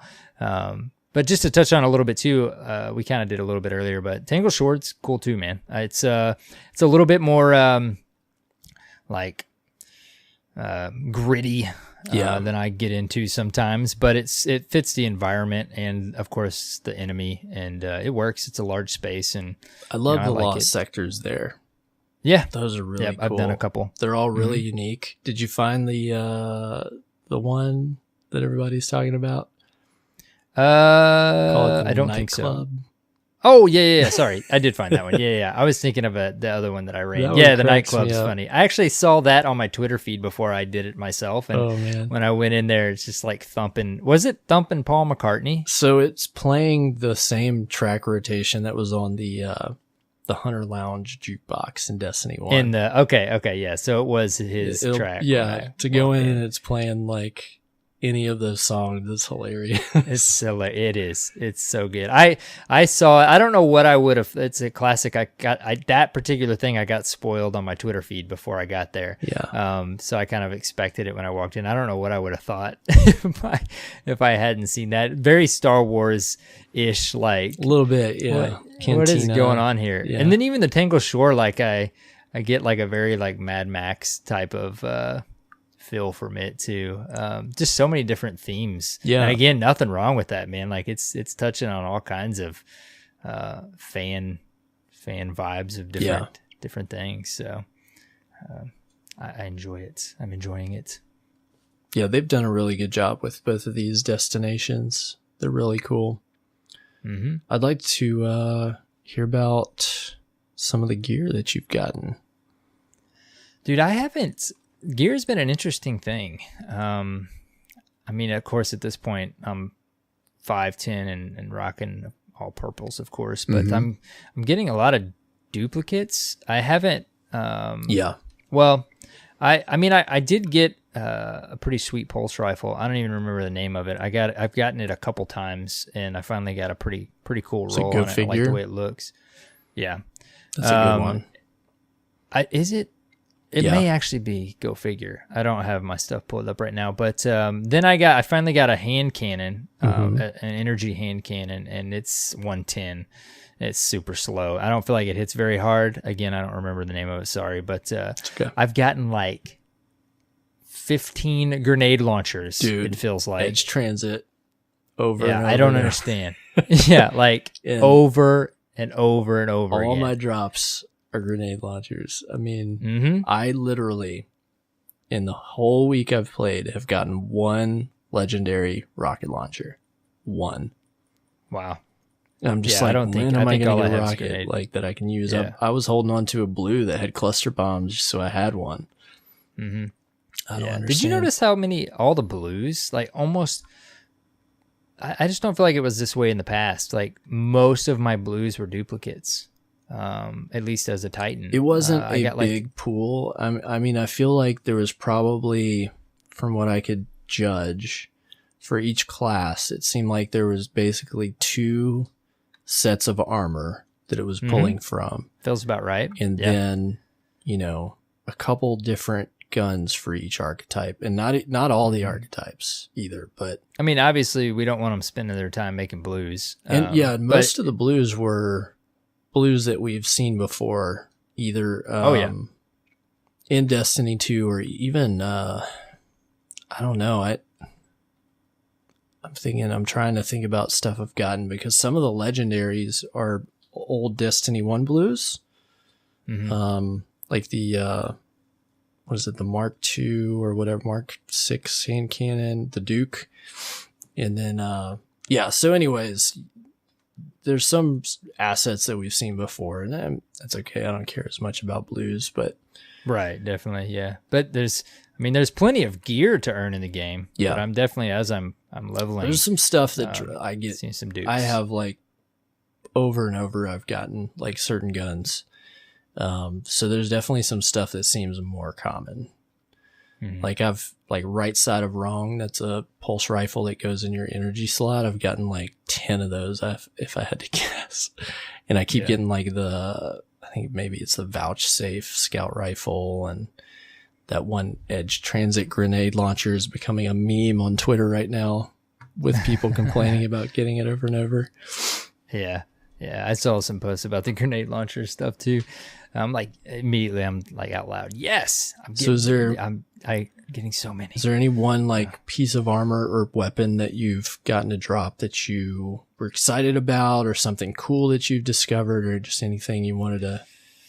Not gear yet, Wise man. Okay. No, I haven't gotten anything. Well, I mean, cool. I say that. I did go like drop a couple 100 Crucible tokens to get a decent rolled Better Devils. Nice. I had to go do that, but no. Okay. Yeah. I got an Outlaw with a random perk, so I ran with that. That's pretty good, yeah. But I dropped like probably 200 to 300 Crucible tokens, and I got maybe 5 or 6, I would say maybe 4 or 5 Better Devils out of like however many drops I got. So that's pretty decent turnaround for dropping that, and it's so exciting to get the random rolls. But that nothing like substantial on the PvE side. I got that, like I said, that pulse rifle with a decent roll on it. Again, I can't remember the name, but no exotics. I haven't gotten a single exotic, which I'm fine with those being rare. Apparently they are very rare. I've seen some out in the wild, but I haven't gotten anything. So, well, I've gotten a couple things that are notable so far. My favorite piece right now is a sidearm that fits in your kinetic slot. Okay, bear with me. I know it's a sidearm. It's called Smuggler's Word. If you get this, hang on to it. It is a 2-burst sidearm. Oh yeah, I've seen this. Yep. And this thing shreds just on its own, like PvE, PvP. But I got one that dropped with moving target and rampage. Okay. Oh, dude. And nice. This thing has some range because it's also got ricochet rounds on it. Mm-hmm. And that rampage, oh my gosh, man. I just burn through enemies. Yeah, with rampage this thing. is ridiculous. Yeah. It's so good. Certain weapon types. Yeah. I love this gun. And I have not seen it. I've gotten like 2 maybe 3 exotics to drop. I had a random exotic drop from an enemy that was killed. I didn't even kill the enemy. I was leaving the blind well, and my friend had already left the space, and I guess he killed something on his way out.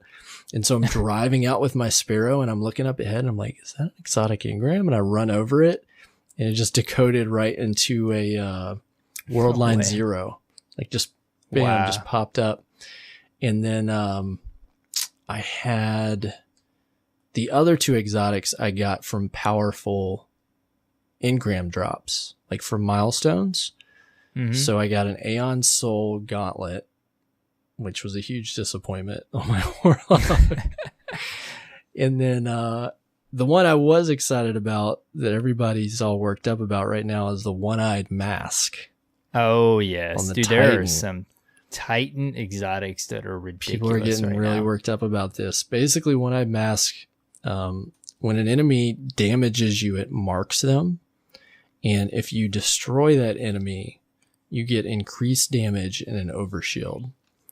Mm-hmm. And apparently in Crucible, this thing is pretty nasty.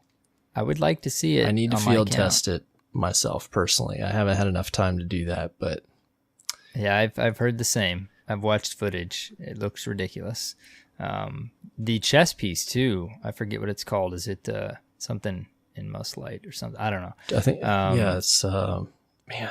It apparently can provide some buffs that can make some grenades pretty ridiculous. Yeah. There's a bunch of new armor exotics that seem really was thinking about, I'm just focused on PvE when it comes to like anything notable because I've been playing obviously quite a bit of that. But dude, a bow. I got this bow called the Subtle Calamity. I think is that the one you get from the gunsmith?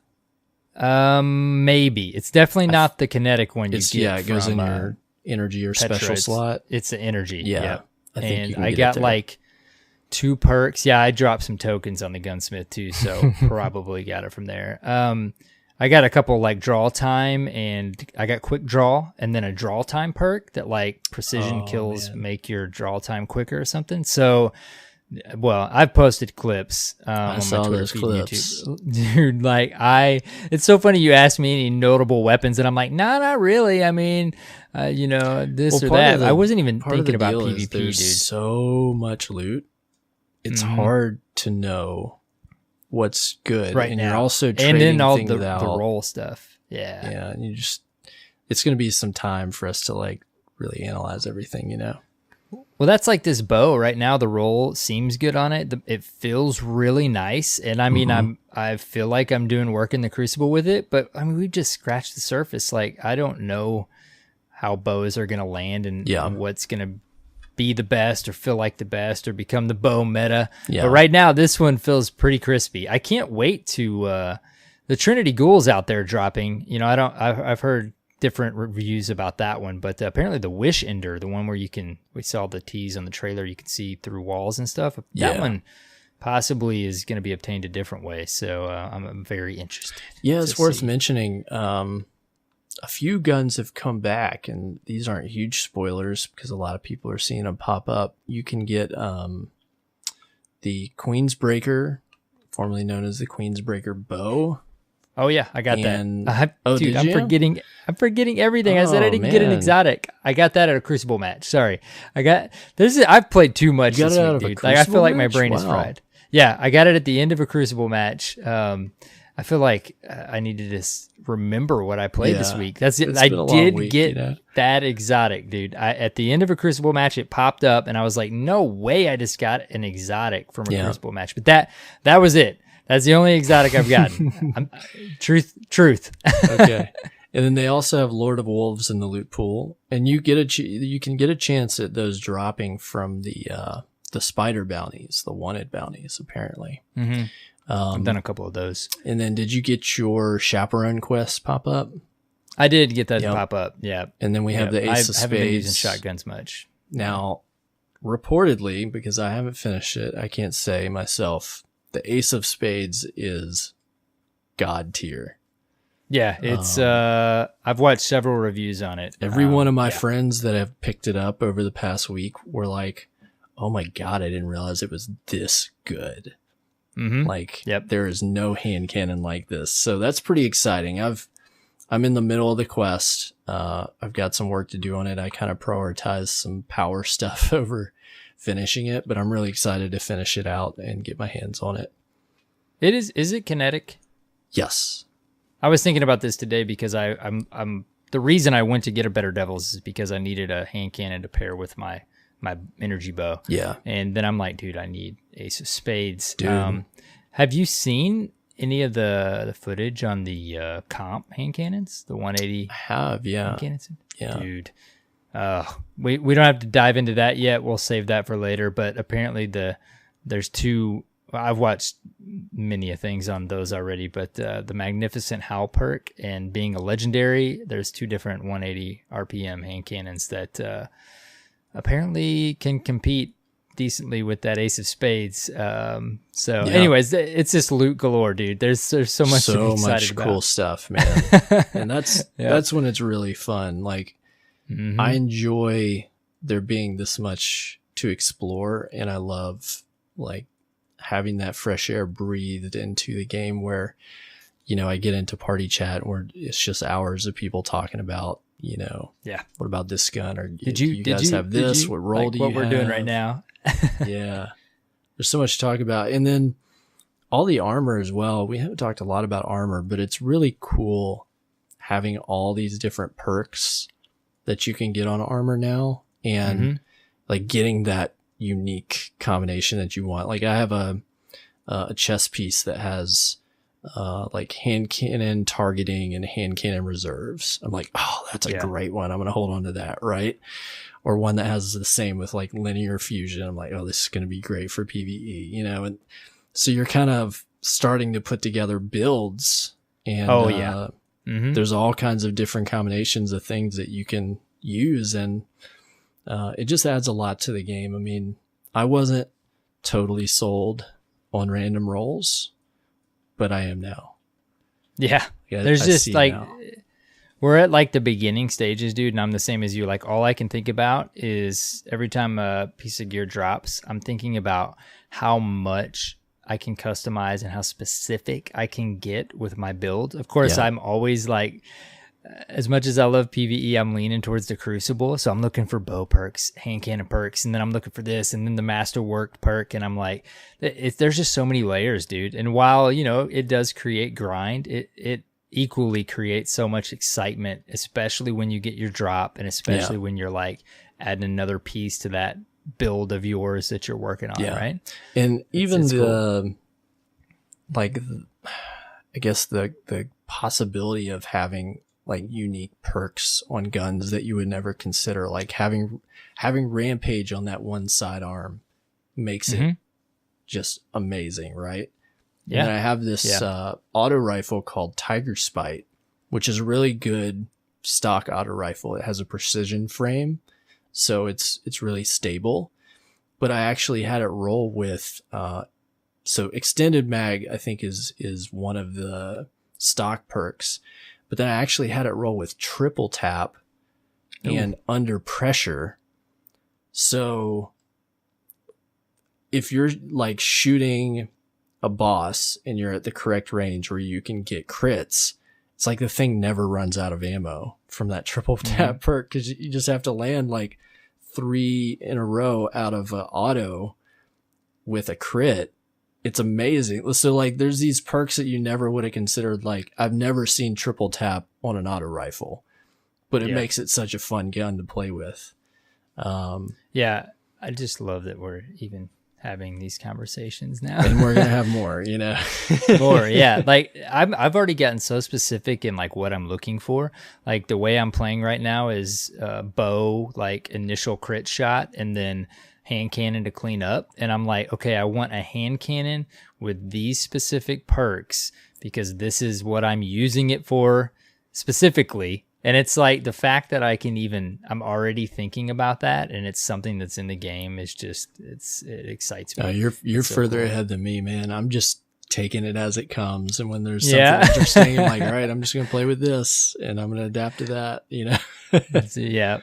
Dude, eventually I'll probably settle into certain things I like, but you know, a lot of the time I end up settling in with certain guns that I like just because they have a perk set or a certain type or frame type that I just enjoy playing with, and I just end up just running that all the time, and that's just what I use, you know. And you can get surprised, like you said, with different things, like that sidearm for sure.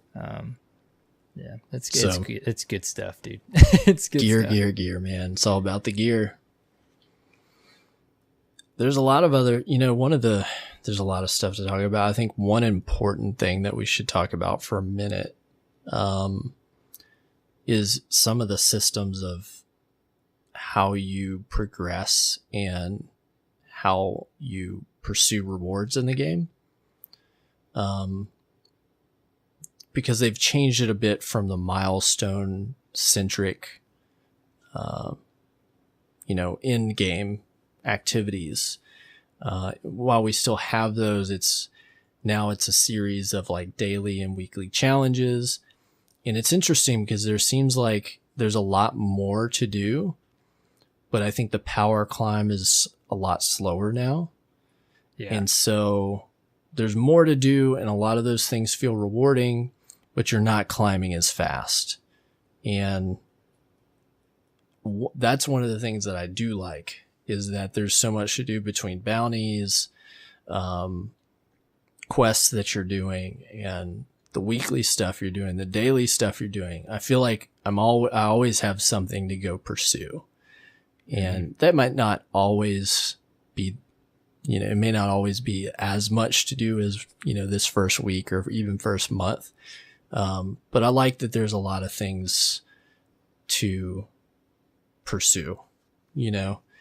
Yeah, no, definitely. I mean, they've obviously made the power grind even a step further than Warmind. I mean, that's when we first started hearing about that. Yeah. But the thing about the dailies and stuff is you do feel like there's something to do every time you log in. You don't just log in on Tuesday or Wednesday, finish up your milestones, and you're done. Right.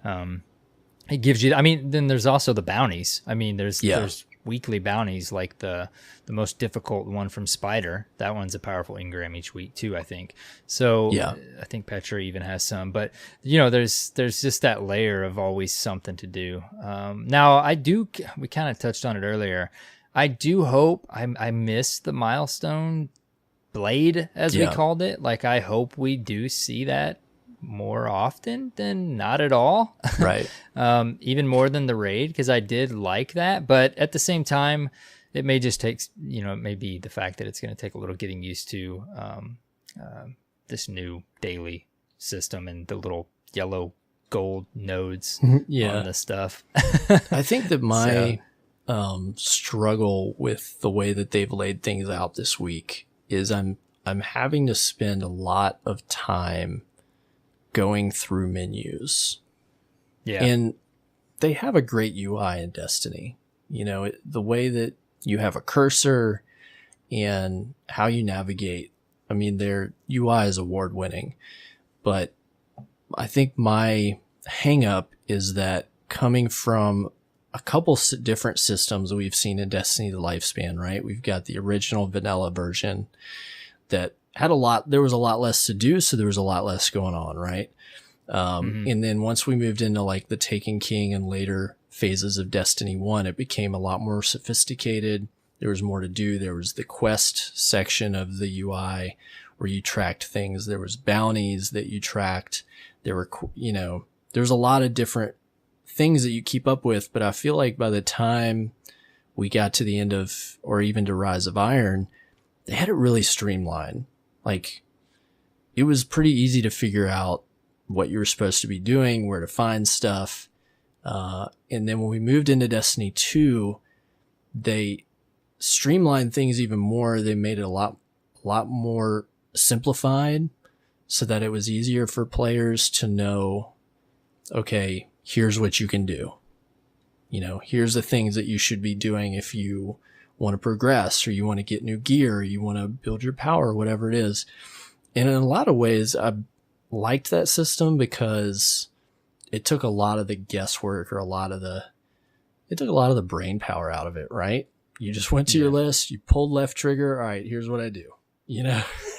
Right. And that was almost, and I don't mean this in like a derogatory term, but it was like the simplification, or the basic, you know,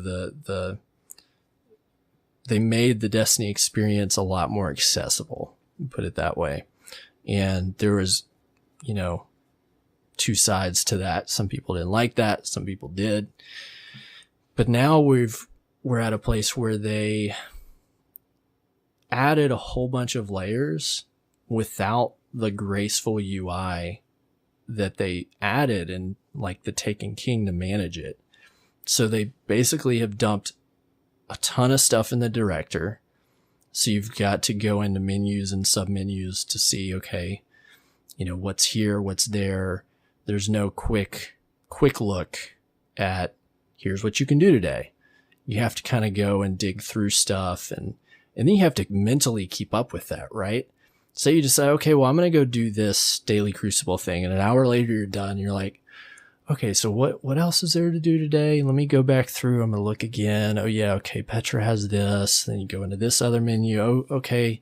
We can do you know, and so you spend a lot of time going back, looking, making a mental checklist. And then beyond what's in the director, you're also looking at all the stuff in those pursuits tab, which is essentially your quest page, you know, in another term. It's the map of all your quests with bounties kind of shoved in there, right? Because you have bounties and then you also have quests that in the UI look just like bounties, but they're not. They're a different thing. You know what I mean? Right. And going through the week on my first character, you're picking up a ton of stuff, right? Bounties, quests, like you're just loading that page up.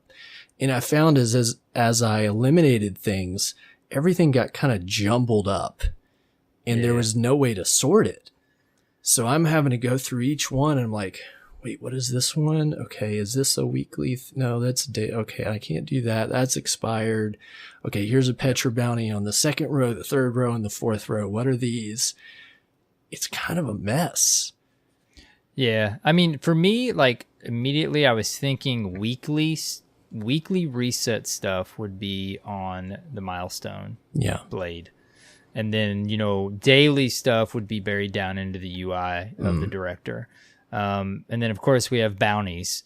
Like I've already said a couple times, I feel like part of the confusion and not being comfortable is how new it is to us. But it definitely does feel a bit jumbled. Like I've gotten myself now where I'm like, I do understand it now. The reset makes sense because I've read the issues they were having with it, and that allowed me to understand it further. But now I'm like, okay, well, a lot, of course, the bounties have reset timers on them, so it's like basically for me now, I'm gonna log in, look at the dailies, see where I'm at on my weeklies, and then whatever I decide I'm going to do, I'm trying to get myself to remember to go pick up bounties, but only go pick them up if I'm going to go do that thing. Like at that moment, so that I'm progressing towards them. But then at the same time, it's like, why not just spam your bounties just in case you pick everything end up up going to do something else and you forget to go pick them up. Yeah. So I don't know. I think an easy way to add a little bit of an organized, organization to it is to throw all the weekly stuff on the blade and not put it as a secondary menu on the little tooltip that pops up with your daily. Yeah, they mention in one of the vid docs that they were taking a lot of that out of there because there was too many things. And my concern is that might be the case, but only for like the first week. And then after that, we're forgoing that convenient feature for God knows how long, because for 1 week, all those things wouldn't fit. Well, could we have come up with a more elegant solution is my question. That old quest page would have solved all these, I feel like we kind of, while it's nice that we have all these bounties to do, there's pursuits, there's a quest, there's all these, I mean, the amount of things to do is not the complaint. Right. I find that stuff engaging. It's fun. It's fun to layer. Okay, I'm going to go to EDZ, and while I'm doing the flashpoint, I'm going to do these wanted bounties, and I'm also going to do these EDZ bounties, and you feel like you're doing a lot, right? You're getting a lot of rewards. My problem is it's too much to keep up with. You can't keep this all in your head, and so instead you're spending a bunch of time in your menus that you could be playing. And I think that they need to look back at some of the things they've already accomplished in Destiny 1 with like the quest tab. And I don't know, I don't know the perfect solution, but I think that, like you're mentioning, like that blade that kind of kept things organized, at least on the bigger scale. Like, okay, maybe here's your quests and here's your milestones for the week. And then if you want to dig in, Blue brought up a great one. Why can't we have a left trigger, right trigger option? Like left trigger is certain things, and then you hit right trigger, and there's another blade, and it brings up daily stuff. Another thing I wish that we could see is to be able to track. We can track a bounty, but only one at a time. I want to be able to track like 4. Which we because I'm not just doing TTK, one at a time right? most of the time. I'm not playing this game linearly. I'm not just killing, 75 scorn and then moving on to the next thing in the patrol space. I'm wandering around and kind of doing this and doing that. And I want to be able to keep up with a few things at a time. So, and quote, tell me if I'm wrong, but I feel like that's something that we had in Destiny 1. No, I'm pretty sure that's what I said. In TTK, I'm pretty sure we could track multiple quests, like 4 or 5 or something. Pull the ghost up in there they were. I think this is a great place to start because the content's there, right? Oh yeah. Foundation, the bare bones is there. Piece. But I'm hoping that they can refine this. From what I've gathered, the UI is one of the toughest things for them to change and takes a lot of work. So of course, if you're expecting something to happen next week, don't. But hopefully they can make some improvements and make the things a little more straightforward to manage, you know, so I spend more time playing the game and less time figuring out how to play the game, you know? Yeah. Yeah, like you said, you know, the important part's there. I think, just take some time. You know, again, I'm trying to separate the confusion and jarringness of it all being new versus... Yeah. I definitely feel like this is something we can revisit in the weeks to come and see how we think it feels. But I think we can comfortably say right now, while it's great to have all this stuff to do, there's definitely, there's room for some UI organization, if you will. I've been saying this for years, but just put more information in the game. Mm-hmm. You know, I don't. That 2-blade thing's pretty cool. For weekly, right for daily. You know, I think it's great when there's players that are versed in the systems and how to use them. They become familiar, but it can't hurt to have more basic information, like how long until something resets, timers, tool tips on more things, explanations for in-game events, how to do something. There's so much that they can do.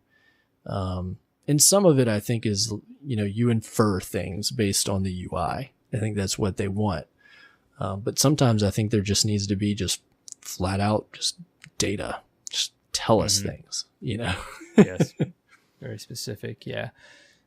Well, I mean, and talking about the UI, dude, collections and triumphs. Oh, man. They did a great job with that stuff. Goodness. Such a great job. Amazing. Yeah. It's so nice to have, dude. I don't mind getting lost in my menus when it comes to certain things, dude. Yeah. And I'm other than the classic like notification, every time I get something, I'm like, I make a regular trip to each page to get the node, the little icon off of my stuff. I do too. Like there needs to be like a see all done. Oh gosh. I mean, I know it's like with the lore, you don't want to do that, but otherwise, dude, like it's fantastic. Like I can get lost in those pages and I feel like I'm playing Mass Effect, dude. Like I'm just standing in this living, breathing world, just looking through my collection and see what sets I have and looking through the triumphs. And I'm totally thrilled and happy that we have this. It's amazing. Yeah, I think they definitely did a really good job with that stuff, especially because you can just access your collections, right in your menu. You can pull an item out of your collection, straight out of there. You don't I'm have still to trying to get used to it. Yeah, dude, I'm like making trips to the tower and I'm like, wait, I just needed to press start. Yeah. That's all I had to do. What am I doing? Those two things are great. Now, before I forget, dude, I have ran into I'm on PS4. I have ran into definitely some more frame rate issues in game and in the menus. Really? Than previously.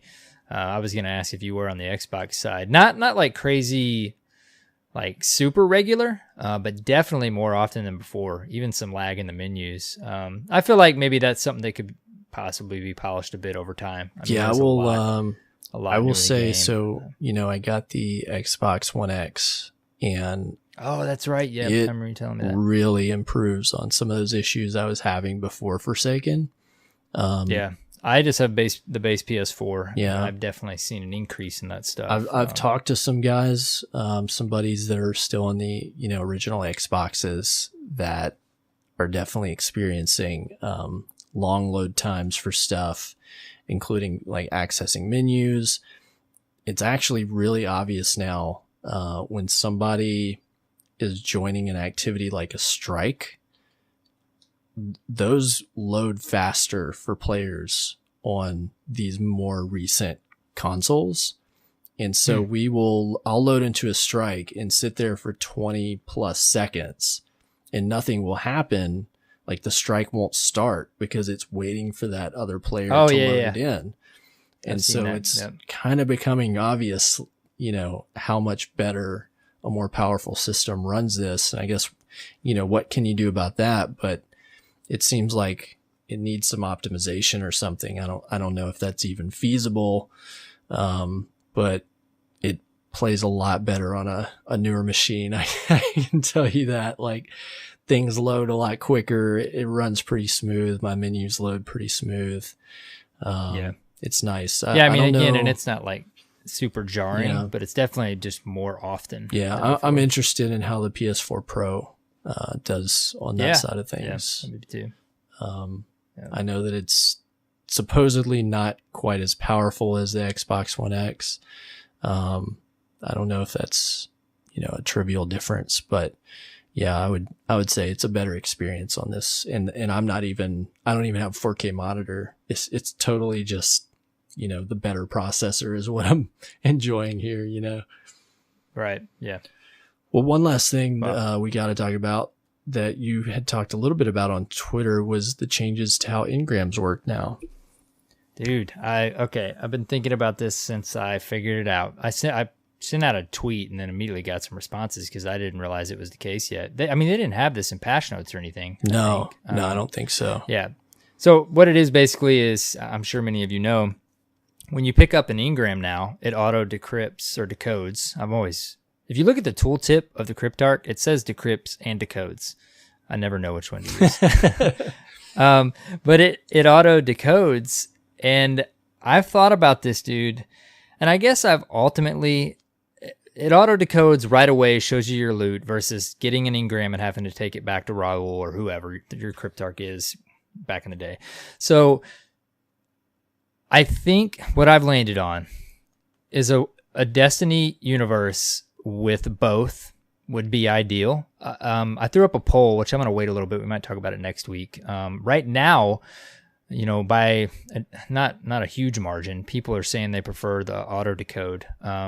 But I mean, because before this expansion, you would get in the raid, you would get the little triangle drop or whatever, right? That was an instant weapon or something from the raid, but you would still get engrams during the raid, right? Yes. Is that what would happen? So I'm going to tell you right now, I do not like auto decode. It would kind of be both. So if you're getting something out of a chest, I'm pretty sure it would appear as an engram, and when you would run over it, it would be the item. The item, which would be the raid gear, and then of course you get the engrams. And then when you're just killing ads and stuff, like you would get just legendary engrams that would just drop, you know, and those. Yeah. And so my 2 cents on this, it's cool getting to see right away what dropped for you. And that's what people like about it. That's cool. You instantly get to see it now that random rolls are back in. You see what you get. It's instant gratification. Yeah, right. But sorry, go ahead. What you're losing is the ability, and I'm especially interested to see how this is going to play out in the raid, right? When you're doing these activities, where you're in an instance of an activity for an hour, 2 hours plus, whatever, you pick up a lot of stuff. You know, when we were doing Leviathan and just all the different raid layers, sometimes we'd pick up just reams of legendary engrams.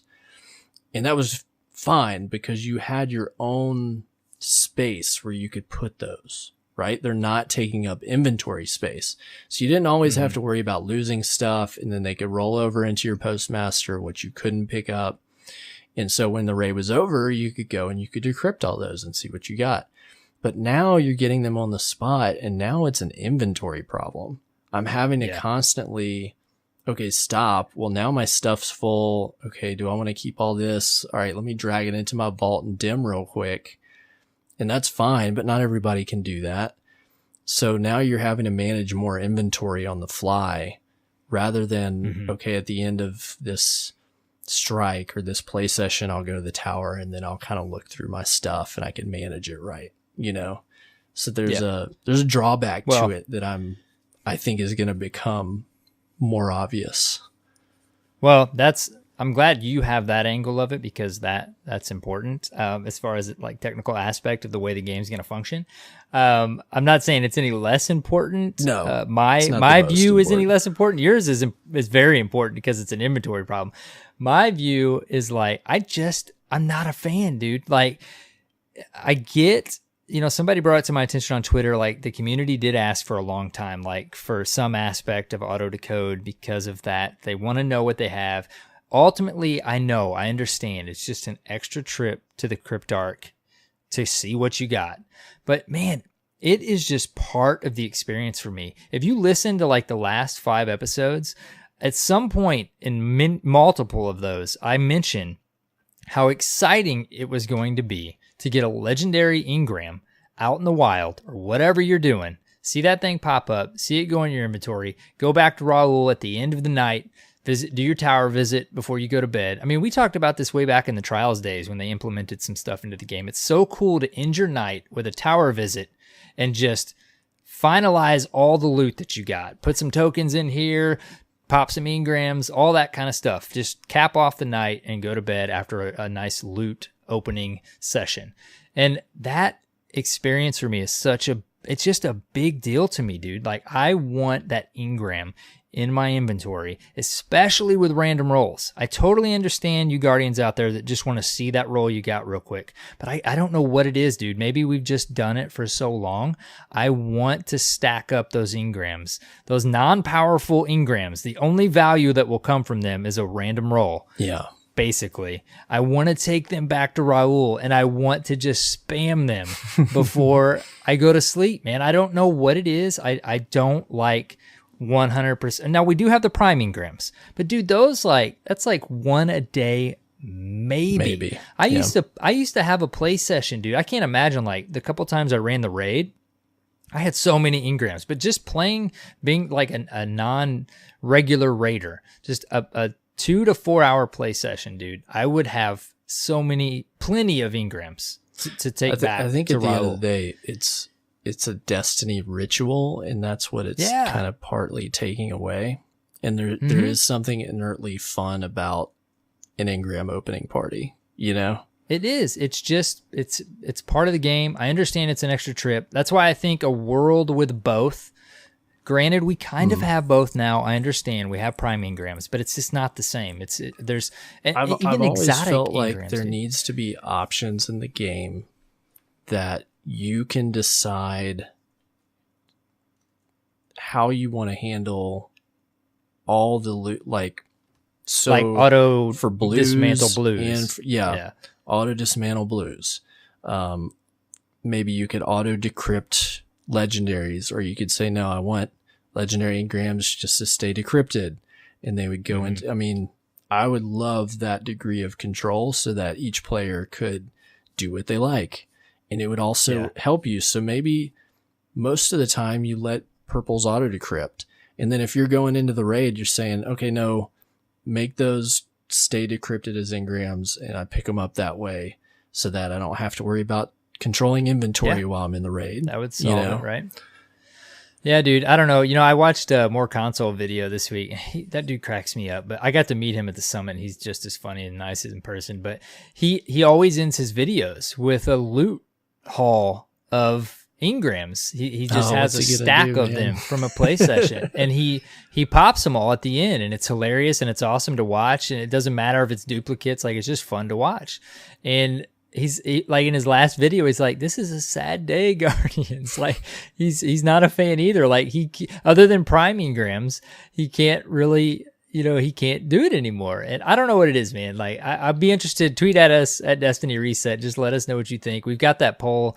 I put that poll up on my personal Twitter account, but I am very surprised at how many people are saying they like the auto decode.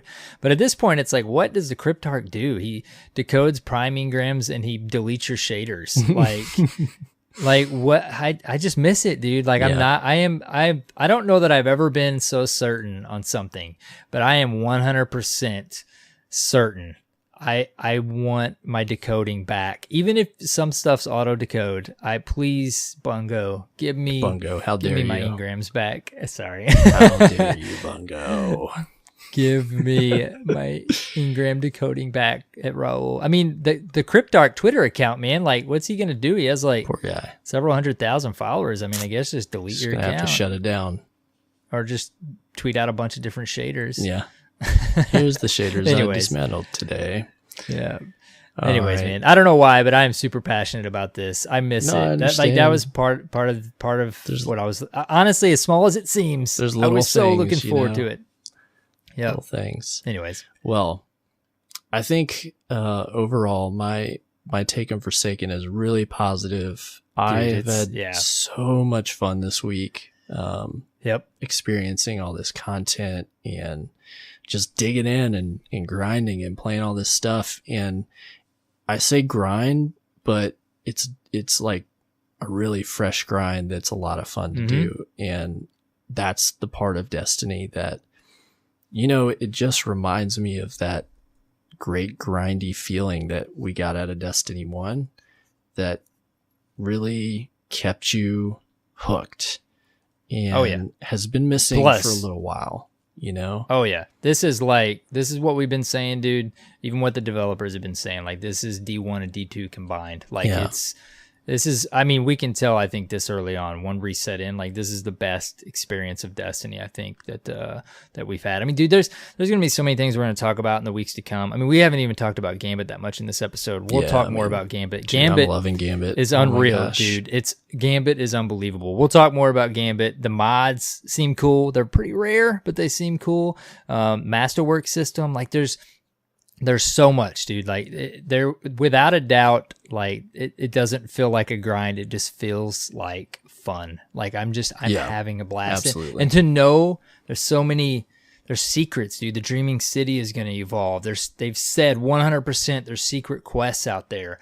Like it's D1 excitement, dude. Like what we remember, I know it's easy to say D1, whatever, but the excitement we used to have running Vault of Glass and trying to get that Vex and Fatebringer and this times the things we've liked about D2, like we're there, man. Like it's very exciting times. My cousin who's played Destiny 2 on and off, he has returned as of yesterday. And I basically what I told him, I said, he hasn't played for months. And I just said, dude, I try to tell him like what's in the game now. And somebody that's kind of stepped away for that long, I'm like, I can try to tell you everything, man, but I've linked him different stuff. But I just basically said, I can confidently tell you it is the best version of Destiny we've ever had. I can already tell you that. There's so much to do and so much to experience. It's just, dude, I can't wait to dive in more. I want to play more. I think they've done a great job, and if they continue to push the game forward the way that they have, and listen, we can't go backwards. Yeah, listen to what people think, and then all the content that we're going to get over the next year. Just seems like, man, we're going to have such a blast playing this game, and I'm looking forward to it. You know. Yeah. And I mean, of course, what I mean by can't go backwards, I there's so much challenge there, and they've done so well. This next year looks fantastic, dude. Anytime I say like you mentioned about D2, like regressing, like it's well beyond that into D3 and stuff like that. But we've got time to not worry about that, dude. This next year looks fantastic, doesn't it? Yeah. All this content, man. I'm pumped. Sure. I'm so pumped. All right, man. Well, I know that we've kept your ears busy for a while. If you're listening, hope you enjoyed our takes on Forsaken. Dude. Next up, we've got a couple pieces of discourse from the Derp fam. And I want to mention, we'd love to hear your takes on Forsaken. So email us or send us speak pipes this week. Let us know, what you're enjoying. What kind of fun things have you discovered? What's your favorite roles on a certain piece of gear? Just share your experiences. We love hearing from you guys. Love hearing about, what you're excited about and what you're interested in talking about. So send us stuff. First thing we got is a speak pipe from Sir B. Leslie. Let's take a listen. Hey guys, it's Sir B. Leslie, the Facebook King here. Just really want to say that I'm enjoying listening to the show. I'm still obviously listening in every week. Forsaken is absolutely brilliant. Really enjoying it, and I'm really glad that got the pre-order and got the pre-order bonus as well. And now that I'm at the end of the campaign, I'm at level 500. I'm really looking forward to grinding out, leveling up, and then doing the raid as well once I'm high enough light level to do that. But everything looks really good actually at the moment. Not disappointed at all. It's definitely not a Curse of Osiris type DLC. There's a lot of substance to this, so I'm going to really enjoy going through the puzzles and things. And I think it's really good. But anyway, keep up the good work, keep us informed, and I'll be listening in. Cheers, guys. All right, he even says so himself. The Facebook King, Sir B. Leslie. we coined that tagline for him, that title, a long time ago. Yeah, pretty much kind of reiterating what we've been thinking. I know we've had a couple emails from him over the past year. He's been a little back and forth. Yeah, it's good to hear this. Yes. I mean, this is what we were all hoping for. Very in-depth expansion, more to experience, more to play, and to have that old Destiny feeling back. Yeah, so, this is a good time to come back and join back in if you've kind of took a step back for a while and weren't really in love with everything that the game was. I think this brings a lot back to the table for those players. All right, we've got an email next from Brian. Subject: My Guardian talks. 9 words. He writes, "You won't have to. Uldren Sov is mine." With those words, people rejoiced. People were speculating what else might our Guardians say during our journey in Forsaken. Everyone was speculating. Well, I'm in the Dreaming City now. I'm assuming I beat the campaign at this point, and all he said was one additional word, done, when coming to a deal with Spider. That has been the only disappointing part of Forsaken, and that is great news. Favorite part of Forsaken? Besides my Sleeper and Whisper, I'm not using any other Year 1 weapons. Ghost. Well, thanks for the email, Brian. I think that if that is your biggest complaint, we're probably in good shape. You think we'll hear anything else from the Guardian Arrow? I mean, I hope so, dude. I like I said before, I enjoy having a voice, my Guardian having a voice. So yeah, I hope we see more of this. I would think we would, right? I wouldn't think they'd introduce it and then not do it. Vanilla Destiny, they didn't talk a whole lot, but they would actually have conversations occasionally. Some. Yeah. Yep. And so I'd like to see a little bit of that in future stuff, I'm a fan. Yeah, absolutely. All right. Well, again, send us your DirtFam discourse. That's destinyresetpodcast@gmail.com, or leave a speakpipe, speakpipe.com/destinyreset. We got any new patrons this week, man? We do. We've got some spicy new patrons here. We've got Dubs Nuts. Okay. And 08-Bit Boomstick. Nice. That was all one gamer tag. All right. Thank you guys so much. Yeah, thanks for becoming patrons. If you don't know what a patron is, go to patreon.com/destinyreset. You can support the production budget of our show for as little as $1 a month. And you get a couple of rewards. You get a shout out on the podcast. You get your gamer tag on our website and an invitation to the Discord channel just for DirtFam patrons and supporters. We appreciate all of our continued patrons. You guys make a big difference for me and Arrow and the show in helping us support this ongoing project. Thank you, lovely Guardians. Yeah. All right, man. Heck of a show. Next week we'll have the record. Yep.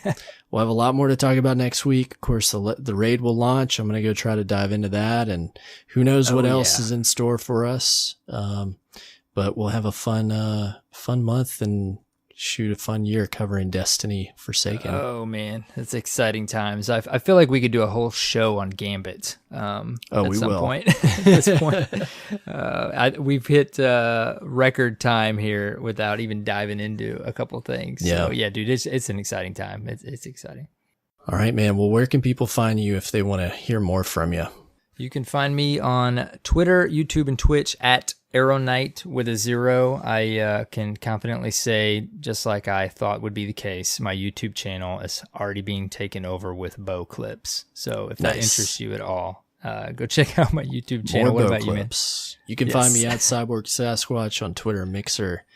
And you can find us at Destiny Reset on Twitter and on the World Wide Web at www.destinyresetpodcast.com. Your source for all things DRP, including links to subscribe to us on your favorite podcast app of choice. And I think that's it, man. We have any new iTunes reviews this week? No new reviews this week, dude, but we've gotten like 70 over the last 3 or 4 weeks, so I'll take it. We'll That's just all right. say thank you, Guardians. Yeah. If you're listening for the first time on Apple Podcasts or iTunes and you haven't left us a review, please go do so. It helps us get seen by more listeners like you. Would love to hear a couple guys talk about Destiny once a week. You know what? I do actually, I take that back.